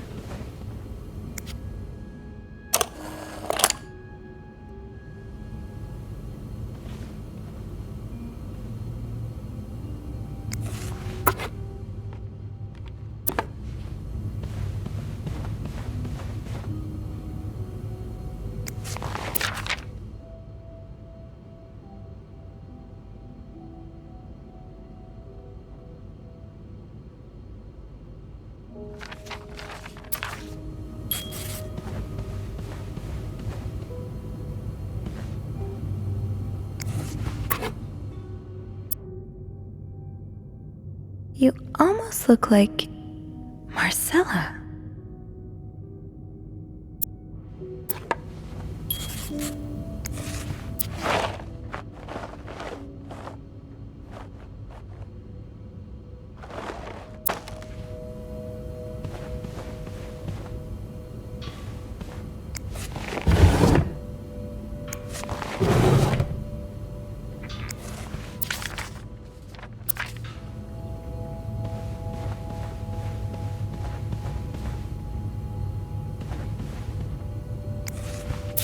Mr. Cruz, huh?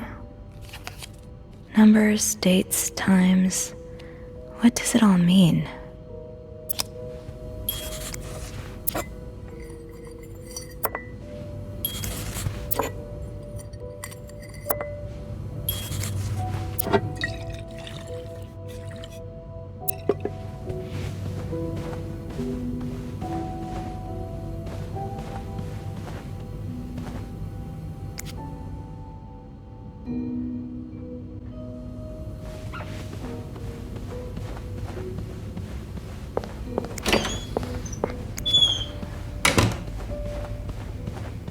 I think I can open the chest now.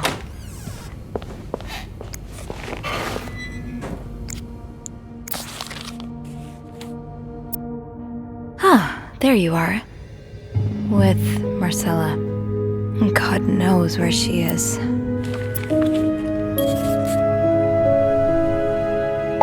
Clarington Hotel reception desk, Beth speaking. Hey, Beth. Bean, I've been meaning to speak with you. Oh, about what? Well, a little birdie told me Mr. Morgan and Mr. Cruz had an argument yesterday evening. Really? Who's your little birdie? Jacques. Apparently it got... And listen to this. It sounds like I was on the right track, 'cause he heard a particular word. Wanna guess what it is? Blackmail? No, that was your theory. Affair. Did Jack hear anything else? Wouldn't have expected Mrs. Cruz to fall for a man like Morgan, but I guess the heart wants what the heart wants. Maybe, but that doesn't explain Mrs. Beaumont's involvement with Mrs. Cruz. What do you mean? I found a chest in room 507. I think it can only be opened by turning 2 keys at once. I found one of them in Mrs. Beaumont's things. Oh, and the other one? Well, I remembered seeing a similar key in one of Mr. Morgan's stocking pictures, so I went back to check. Mrs. Cruz wears it as a pendant. It looks identical to Mrs. Beaumont's key. Wait, so Mrs. Beaumont. Yeah, there's definitely something. Yeah, but the answers probably lie in that chest, and I don't think I'll be able to open it. I've looked around room 509. I would have seen the second key if it was there. Mrs. Cruz must have left with it this morning. Yeah. We were so close. I can't believe it all ends here. Well, hold on. I may have an idea. Get me a candle and some plaster, and maybe I can do something about that pesky chest. How? I'll tell you later. Just find me those things and I'll meet you in the basement as soon as I manage to leave my post. All right. Thank you for not giving up. Come on, you know I wouldn't let you down.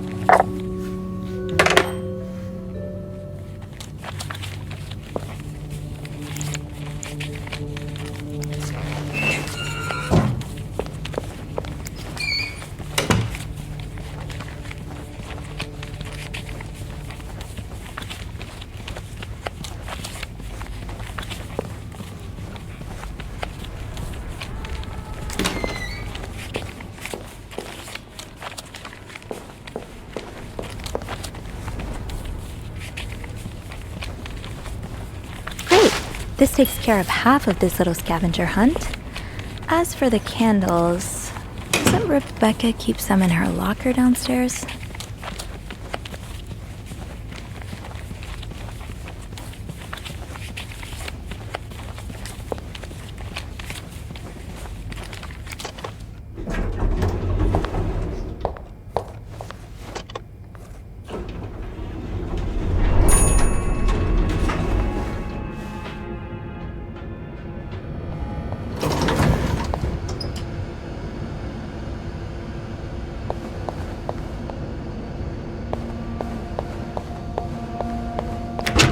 do you keep your candles, Reb? I guess I should check the locker room first.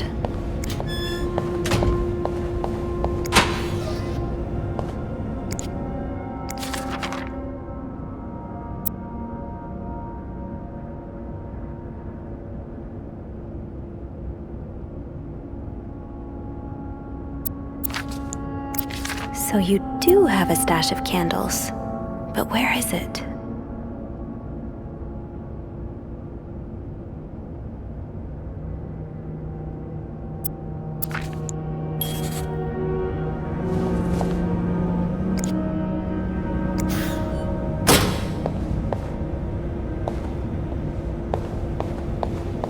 I'll recognize. This is my thing. I'm pretty sure we can get it in tomorrow's Montreal. All right. I'll just sit here for a while until my office warms up.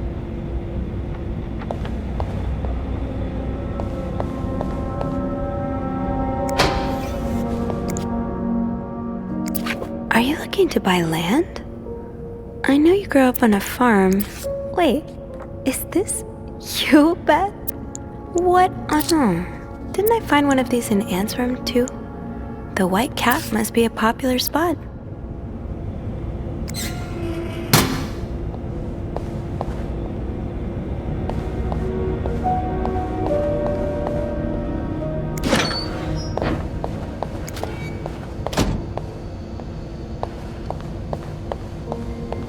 Maybe Bobby took some candles from Rebecca already.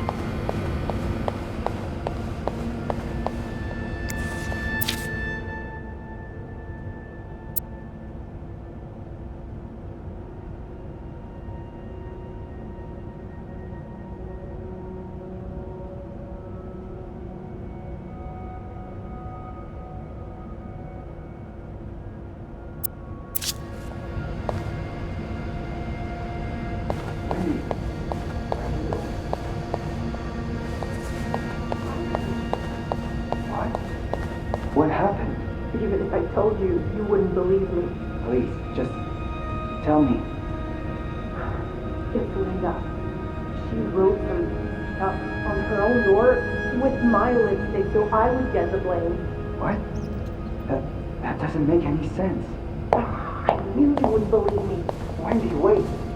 I do. I believe you. It's too late now, Jacques. Wendy!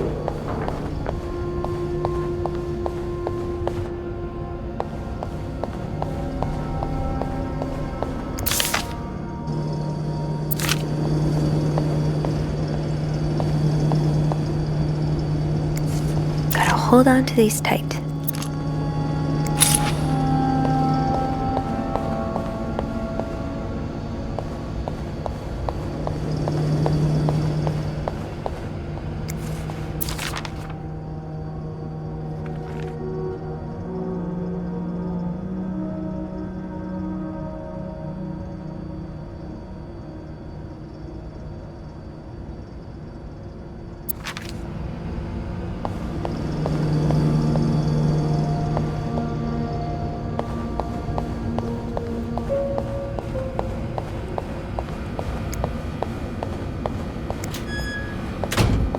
Bobby has some of Rebecca's candles. Maybe he kept them in his locker.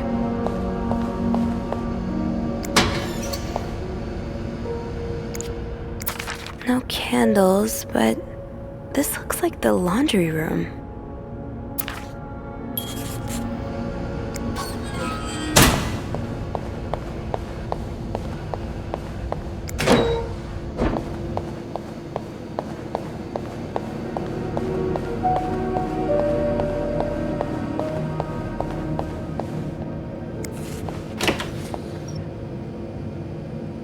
Got a candle.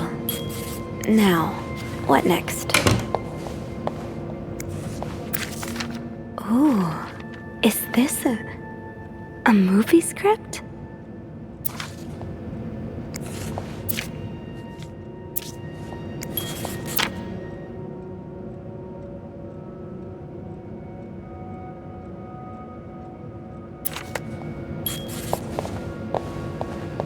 Let's see if Beth is around.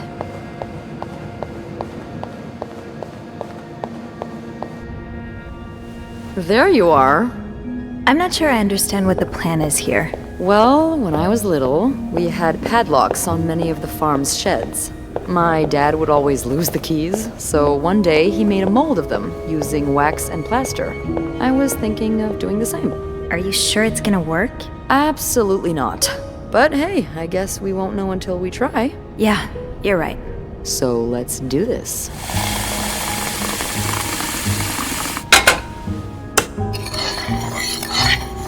Okay, to start, we need to pour the wax from the pot. Have you done this before? You're a real pro. Now, time to put the key into the wax. Okay, I think you can remove it. Well, we're almost there. Just pour the cup of plaster into the mold. All right. Now we wait for it to dry. How long do you think it's gonna take? I don't know. I guess we'll keep poking it every now and then. I bet you didn't think you'd be making a plaster key today, huh? Indeed. But I like it. It's rare that this job allows me to use my creative side. Your creative side? Well, granted, this key won't end up in any museum, but I enjoy the occasional artistic endeavor.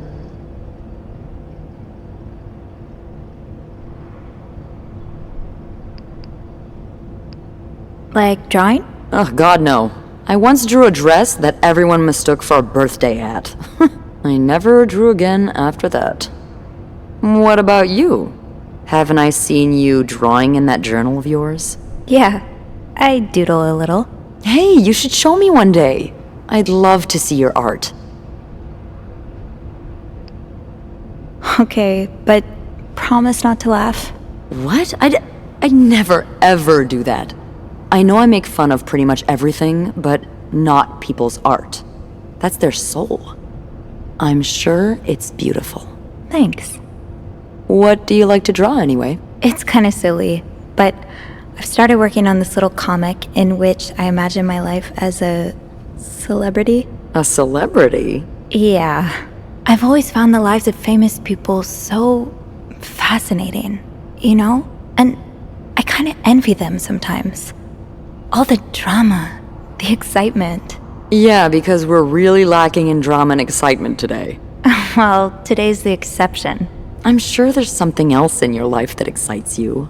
Well, I do like sailing. Excuse me? You sail? On a boat? I used to, with my grandpa. But when he died, we had to sell the boat to pay off his debts. Oh, that's too bad. I would have loved to go with you.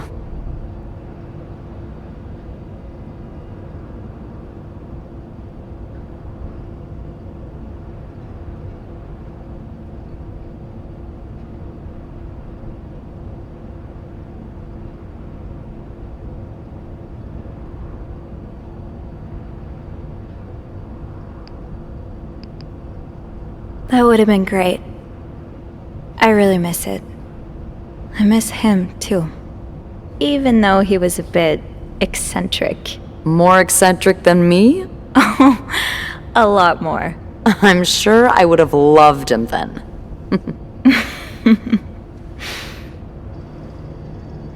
Hey, look! I think it's dry. I can't believe it worked. I could not have done this without you. Yeah, probably not. Well, I should get back upstairs before Bernard notices my absence, if he hasn't already. Let me know how it goes with the key. Oh, and be careful while turning it, okay? You wouldn't want it to break inside the lock. Yeah, I'll be careful. Thank you for everything. No problem.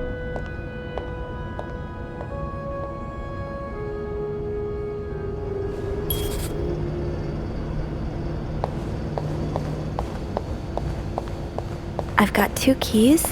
Now, let's test them out.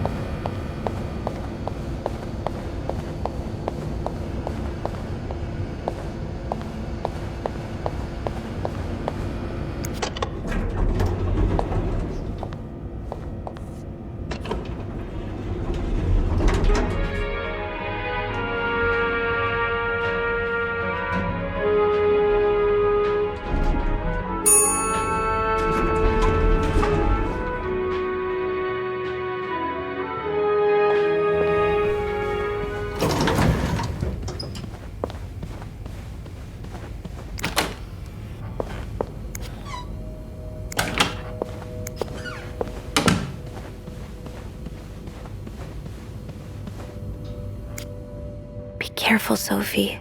You don't want this key to break.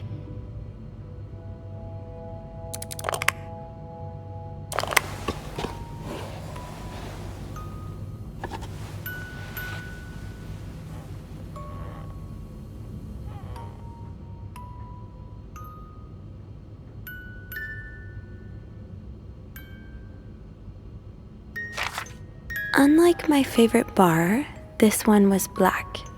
Her alliterative name will surely take you back. These two sure love their riddles.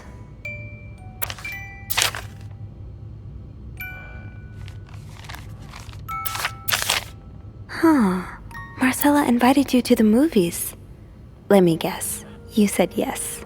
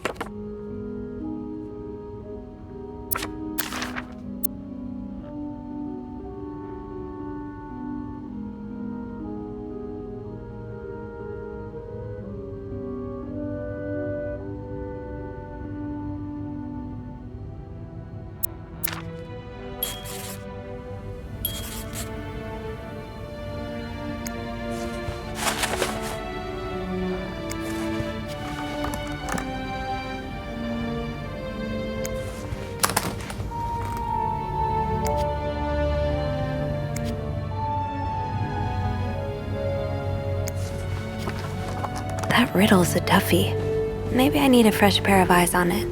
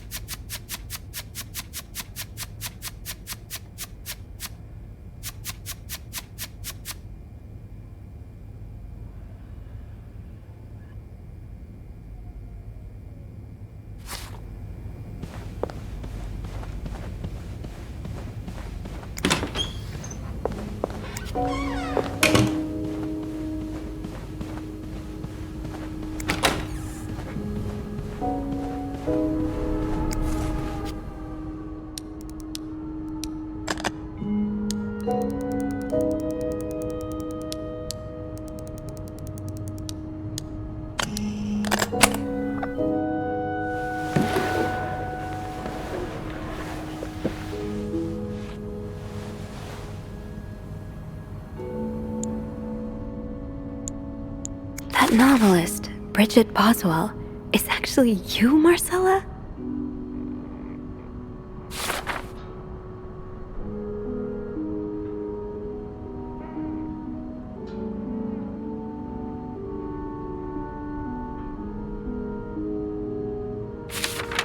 Oh, Anne.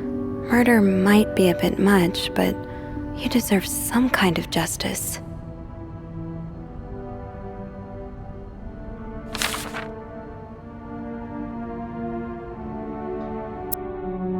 So the symbols I've been deciphering, you invented them back in the day to keep your love secret. That feels really special. I do like a happy ending. I just hope that's where your story is headed.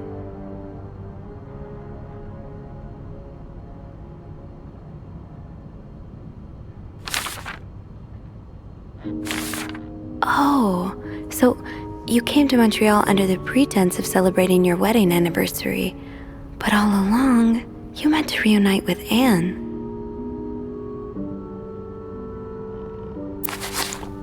After all this, turns out you're a fan of Bridget? Of Marcella? That's a lot sweeter than I expected.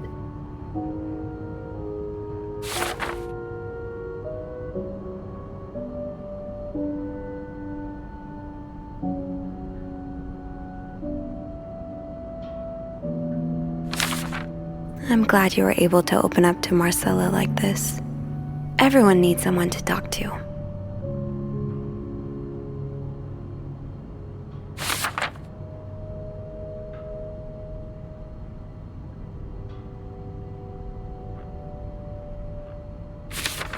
An advance on my salary. So Marcella hired you. But what for?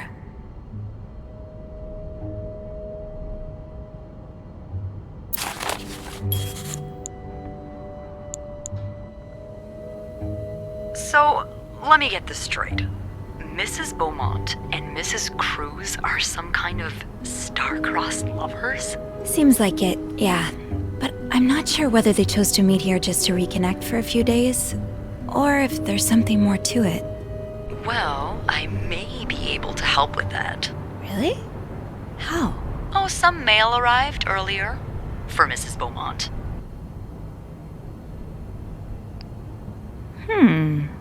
I wonder what's in it. We could open it. I mean, that's kinda illegal. Oh, is it? Yeah, I think it is. Well, too late. I've always known I would end up in prison one day. So?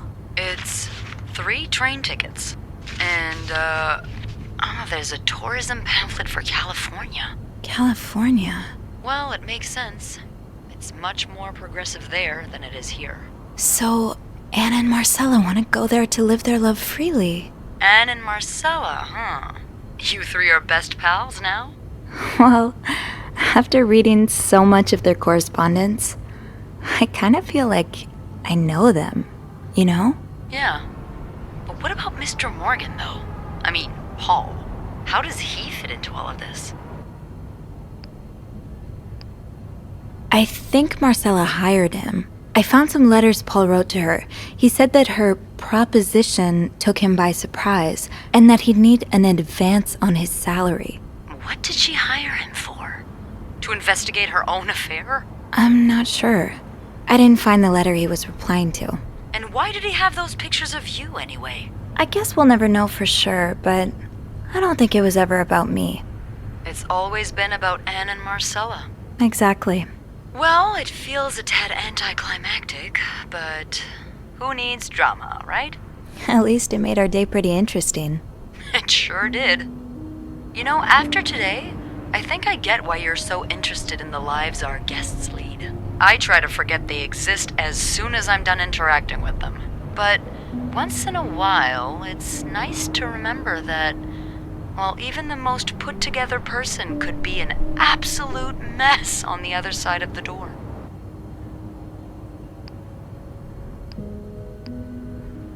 What about you? Who is Beth Lambert when no one's looking? I like to think that with me, what you see is what you get. But maybe an extra Snoopy super sleuth could uncover a few more layers. Maybe ones I didn't even know I had. Challenge accepted. Come see me when your shift ends, all right? We could leave together if you want. Sure. If we're able to. With all that snow, I'm thinking maybe we'll have no choice but to spend the night here. Ooh, a sleepover. We could set up a pillow fort on the mezzanine. A pillow fort? We do work in a hotel, you know. There are actual beds here. I know, but isn't my way so much more fun? Well, we could take a page out of Michael's book and decorate it, and then spend the night throwing stuff at Bernard whenever he comes through the lobby. Oh, now you're talking.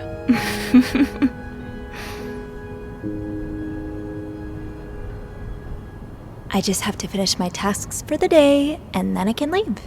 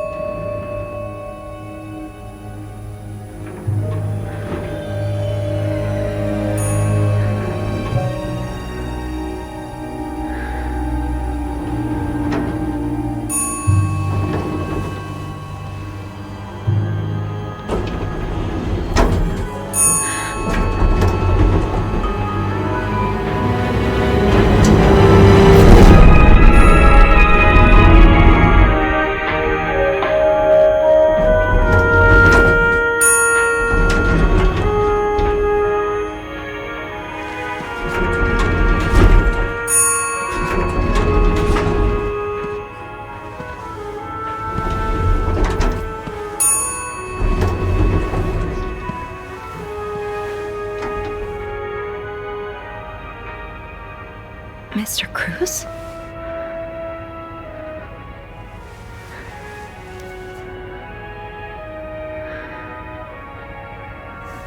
Mr. Cruz.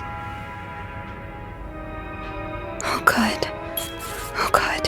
What happened? Mr. Cruz's life insurance policy.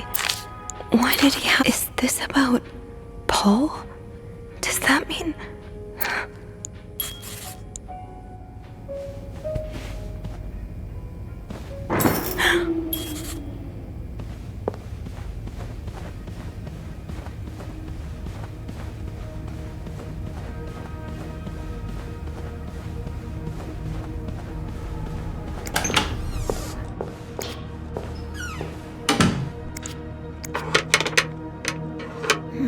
It's too big.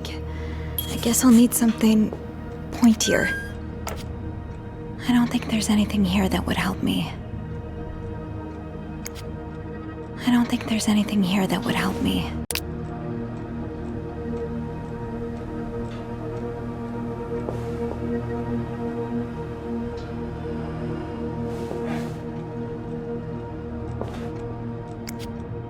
I don't think there's anything here that would help me.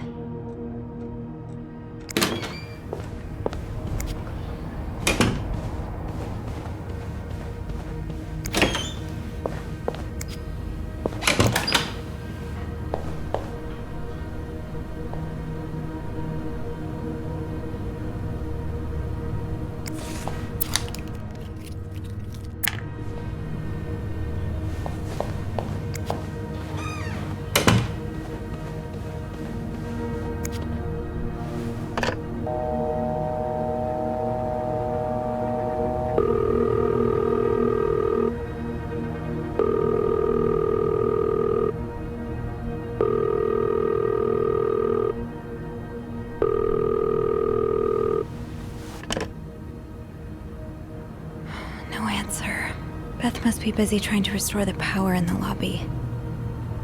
Think, Sophie, think. What can you use to open the fuse box?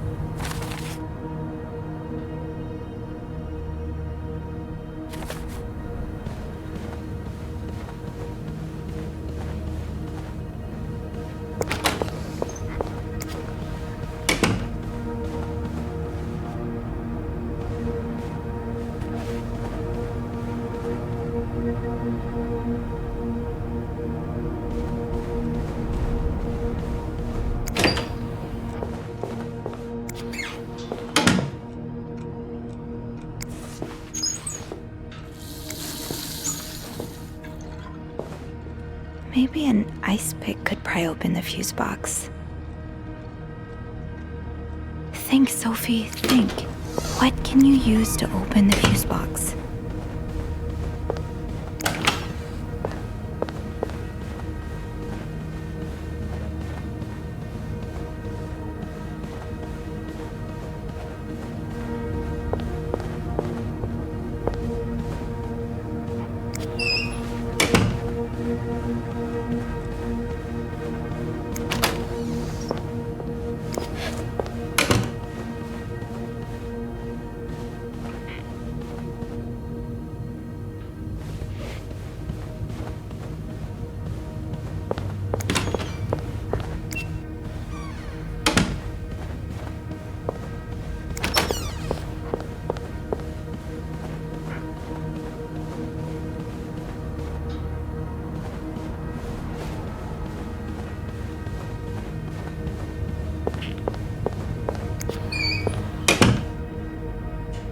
Maybe an ice pick could pry open the fuse box.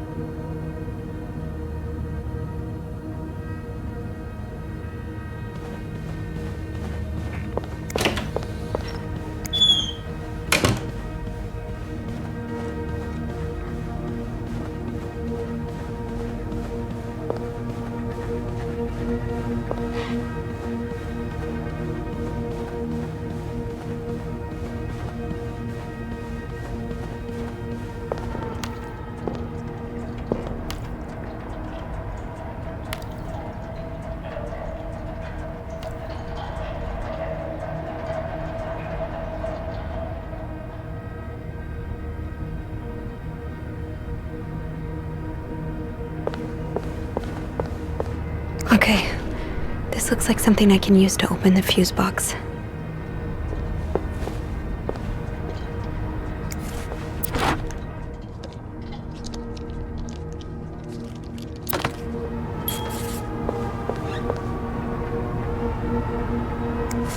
These look like Marcella's pearls.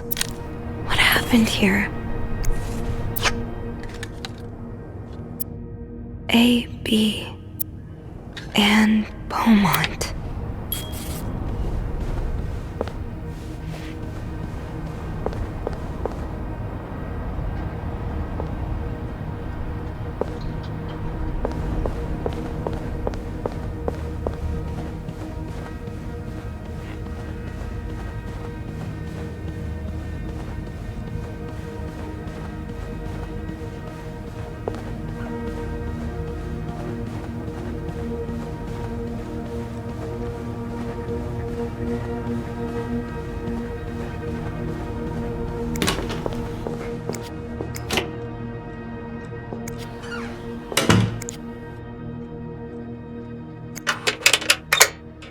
That worked, thank God.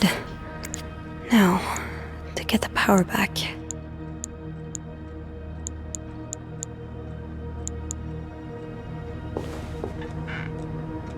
Yes, this is what I need.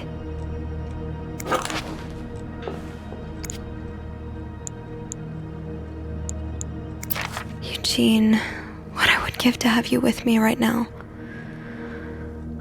Your note will have to make do.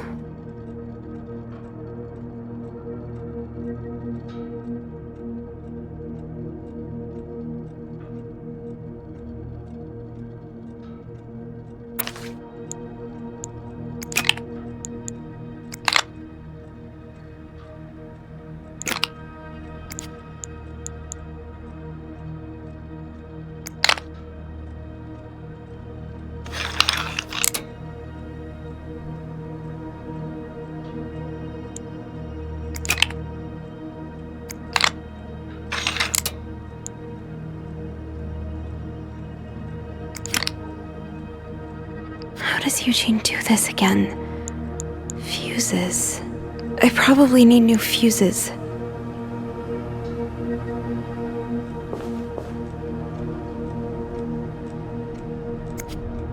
I don't think there's anything here that would help me.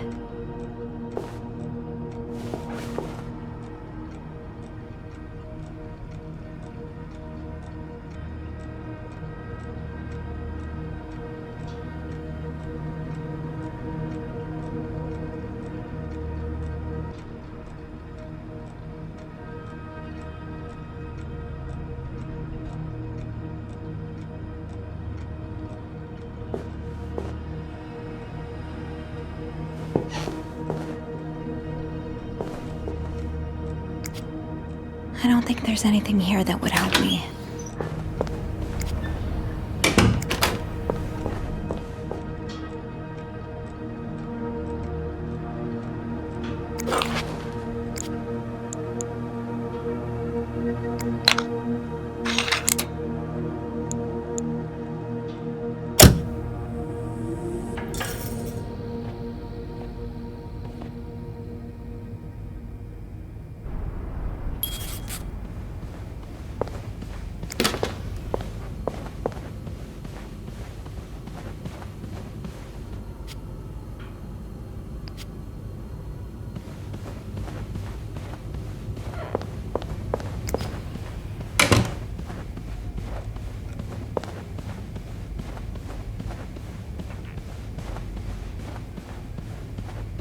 Is there anything I've forgotten? Once I leave this floor, I probably won't be able to come back.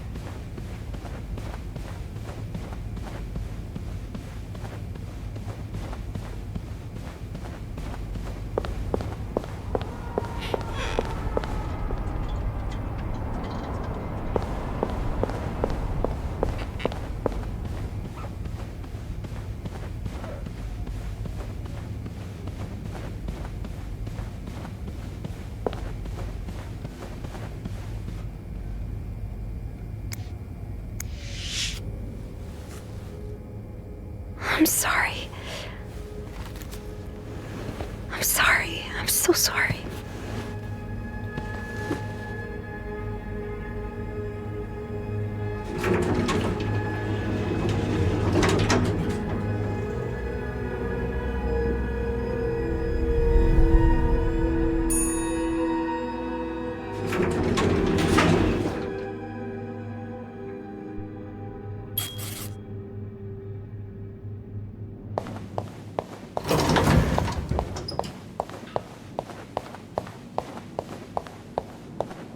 Beth? Where is everyone?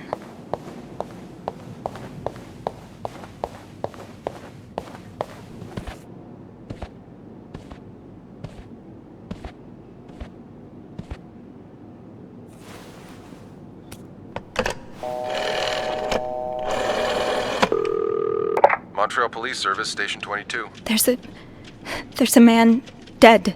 He's been murdered. I need the police. Please stay calm, ma'am. Where are you right now? The lobby, but the body, it's upstairs. Can you give me the address, please? Oh, 1178 Drummond Street. All right, ma'am. Officers are on their way. Thank you.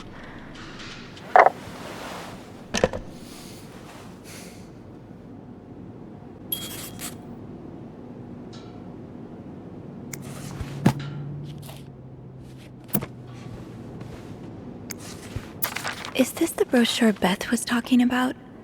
The one that came in the mail for Anne?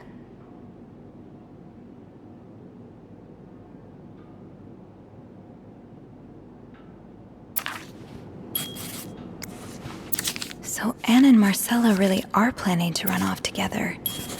Was what happened to Hector part of their plan? Bernard really wants Paul out of the hotel.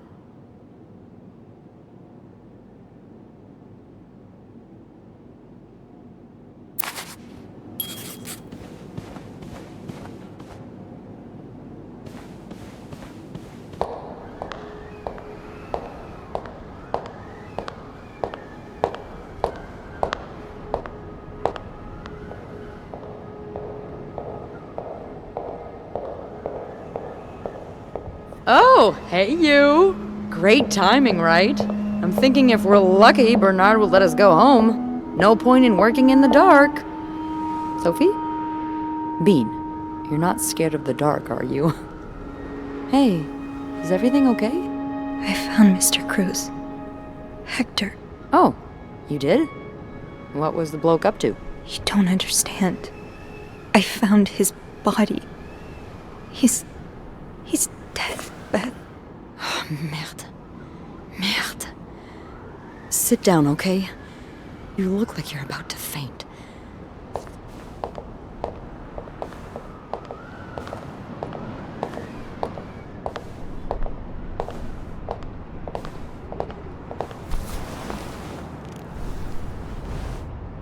Have you called the police? Yeah, they're on their way. What happened? Was there an accident? No, I don't think so. Someone did this to him. You mean... Merde. Do you think it could have been Anne and Marcella? I found something on Hector that would point to that. Yes. Wait, so you touched the body? The dead body? Yes. Kind of. Sophie, rule number 1 when stumbling upon a dead body. Do not touch. It could really get you in trouble. So, what did you find? There was this letter that made it sound like Marcella would get a lot of money from her husband's death. Throw the affair into the mix and you get a pretty good motive. That's what I'm thinking. I'm probably going to hell for saying this. Who am I kidding? I'm going to hell anyway. But I can't really blame her if she did it.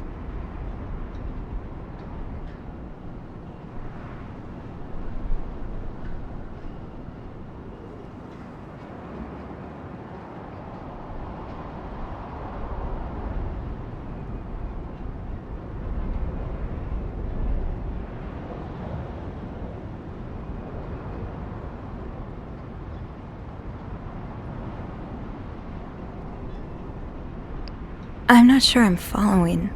You can't blame her for murder. I'm not excusing it. I'm not. Just... women like Anne and Marcella have so few options. It's like the world is designed to keep them apart. Beth. Oh, you know. You know. I've been with a woman before. Ziva Rivers. She's a photographer in New York. We were together for a while, and I was so in love. It was like a fire rain couldn't put out. I guess like anything that intense, it wasn't meant to last. But while it lasted, I was the happiest I've ever been. And if something had come between us, kept us apart, I would have done just about anything to be with her. Maybe that's what happened here with Anne and Marcella. Thank you. Thank you for trusting me with this. Maybe now you can understand why I care so much about you. I don't know if I'm feeling inspired by Anne and Marcella, or if it's the shock of being so close to an actual murder, but, I'd really like for us to be more than just friends, Sophie. I'm not sure if I feel the same way or not. Oh. Okay, yeah. I mean, you have a lot to think about already. I don't want to add to that. The police is here. Just be mindful of what you tell them, okay? Yeah, of course.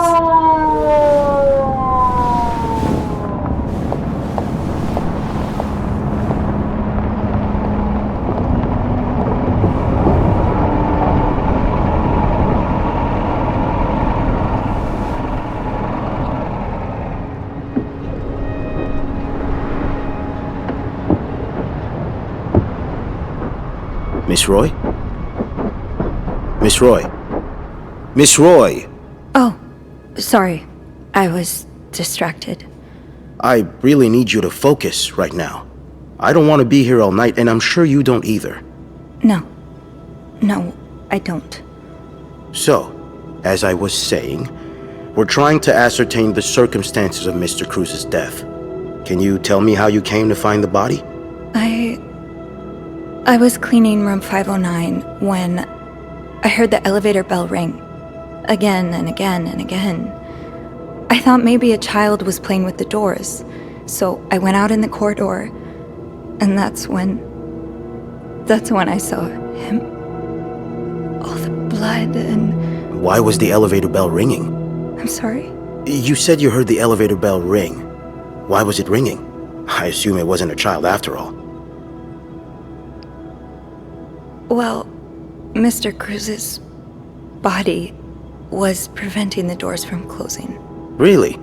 When we found the body, it wasn't that close to the doors. Oh, the stairs are blocked because of the renovations, so the elevator's the only way out of the 5th floor. I had no choice but to move the body. Just a little. Ah, so that explains the traces we found. Thank you for clearing that up. So, what did you do after that? Well, that's when the power cut. So I had to go to the janitor's closet. To access the fuse box. Exactly. I changed a few fuses and turned the power back on. But there's a lock on that box, isn't there? Did you have the key?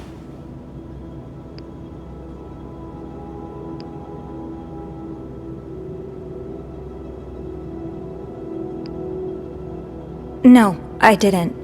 Only Eugene does. But I thought an ice pick might do the trick, so I went to the ice machine to get one. You're a size 7, I suppose. Yes, I am. Why? What did you see when you went to the ice machine? There was blood. A lot of it. Did you touch anything?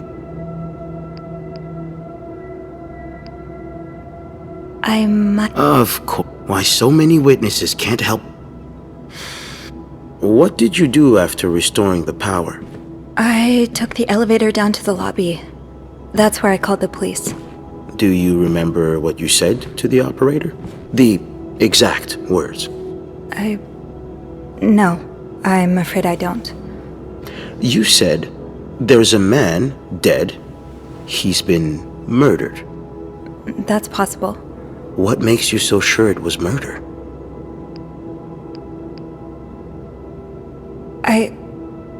I've been snooping around the guests' rooms.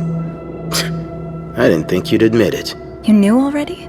We found pictures of you snooping around. Oh.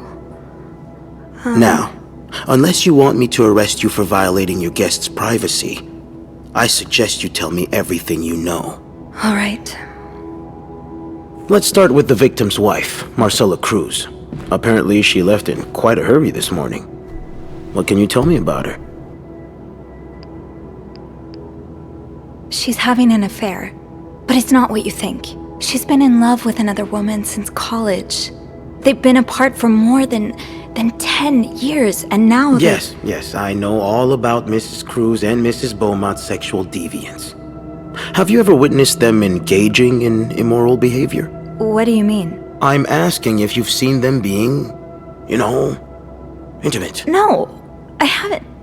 No. And did you hear them discuss their deviant ways in front of Mrs. Beaumont's son, perhaps? Imagine what kind of effect such perversion can have on a young child. No, I didn't hear anything. Did you hear them express their hatred of men? Did they ever talk about using violence against men? Did you hear them speak ill of Mr. Cruz?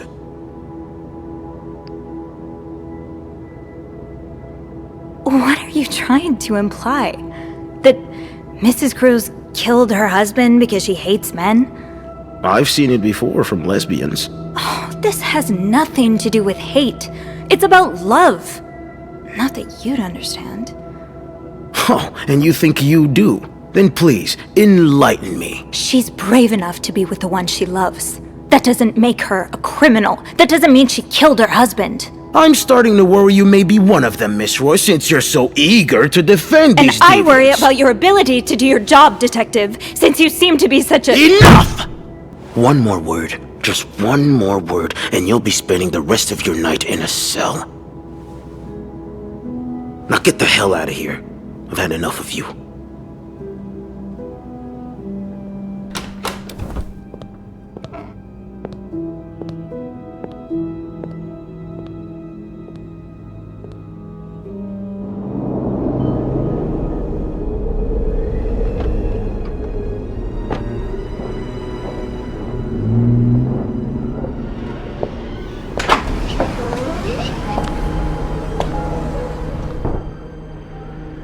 Bernard was strangely chipper on the phone.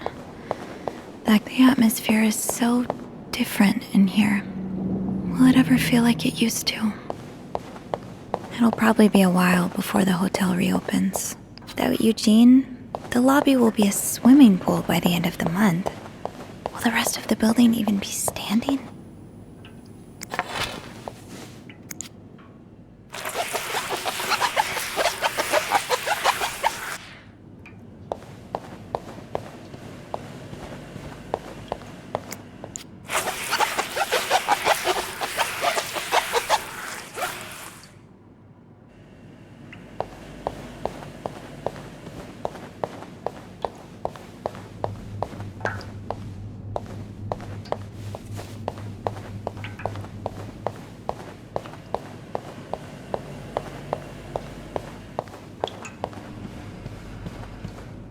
Ugh, go to hell. Beth, Hey, are you okay? I'm out of a job. But other than that, yeah, everything's just peachy. What? No, I hope you're luckier than I am. Come join me when he's done with you, all right? I'll be questioning my life choices on the mezzanine. Yeah, okay.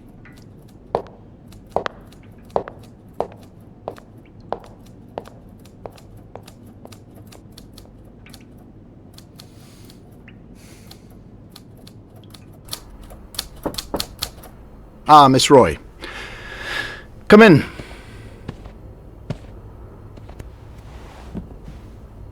I suppose you know why you're here? I would guess it has something to do with the murder. Well, you'd be right about that.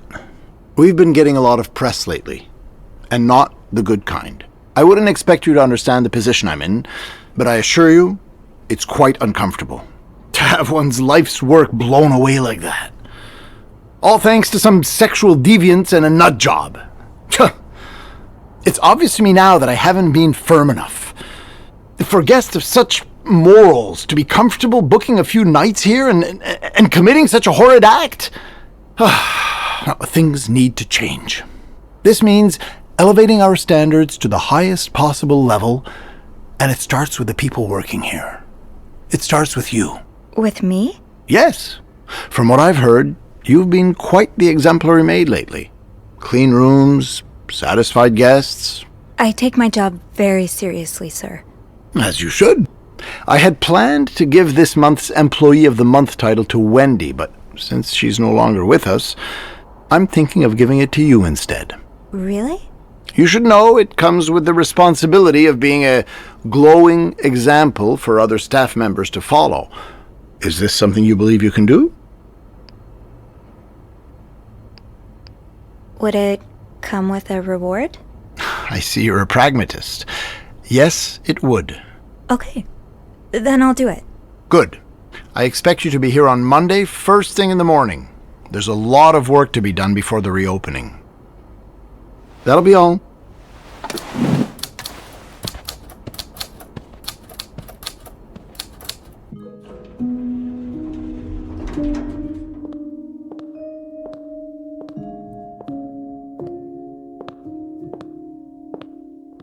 Hey. Hey. What a week. Yeah. So, what did Bernard want with you? He offered me the Employee of the Month title. Good for you, Bean! A shame I won't get to be there when you receive your reward. I'm so sorry. Hey, it's not your fault. I know, but it's so unfair that I get rewarded while you lose your job. Don't feel bad about it.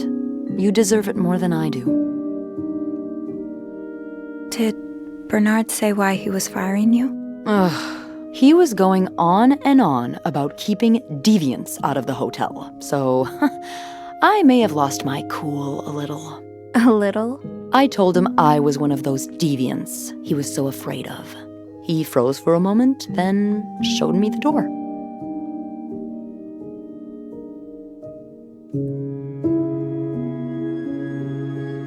So, what's next for you?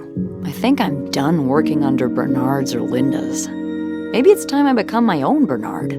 Minus the fascism, of course. I could see myself owning my own establishment, one that caters to the right kind of crowd. Believe it or not, I do enjoy the company of people, just not, the stuck-up, entitled clientele of this prestigious hotel. But maybe if I were behind the counter of, say, a bar, instead of a reception desk. I don't know. Is that silly? No, it's not. In fact, you'd be perfect for it. You're the most charming person I know. Thank you. I'm really glad we're friends. Me too.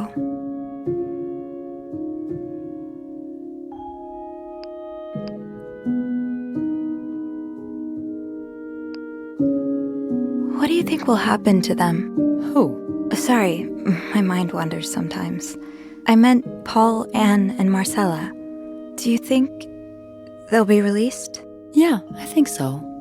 Paul will probably become a famed photographer. His portrait of you will be hanged at the Louvre, entitled The Inconspicuous Maid. It will sell for millions. Is that so? Yeah.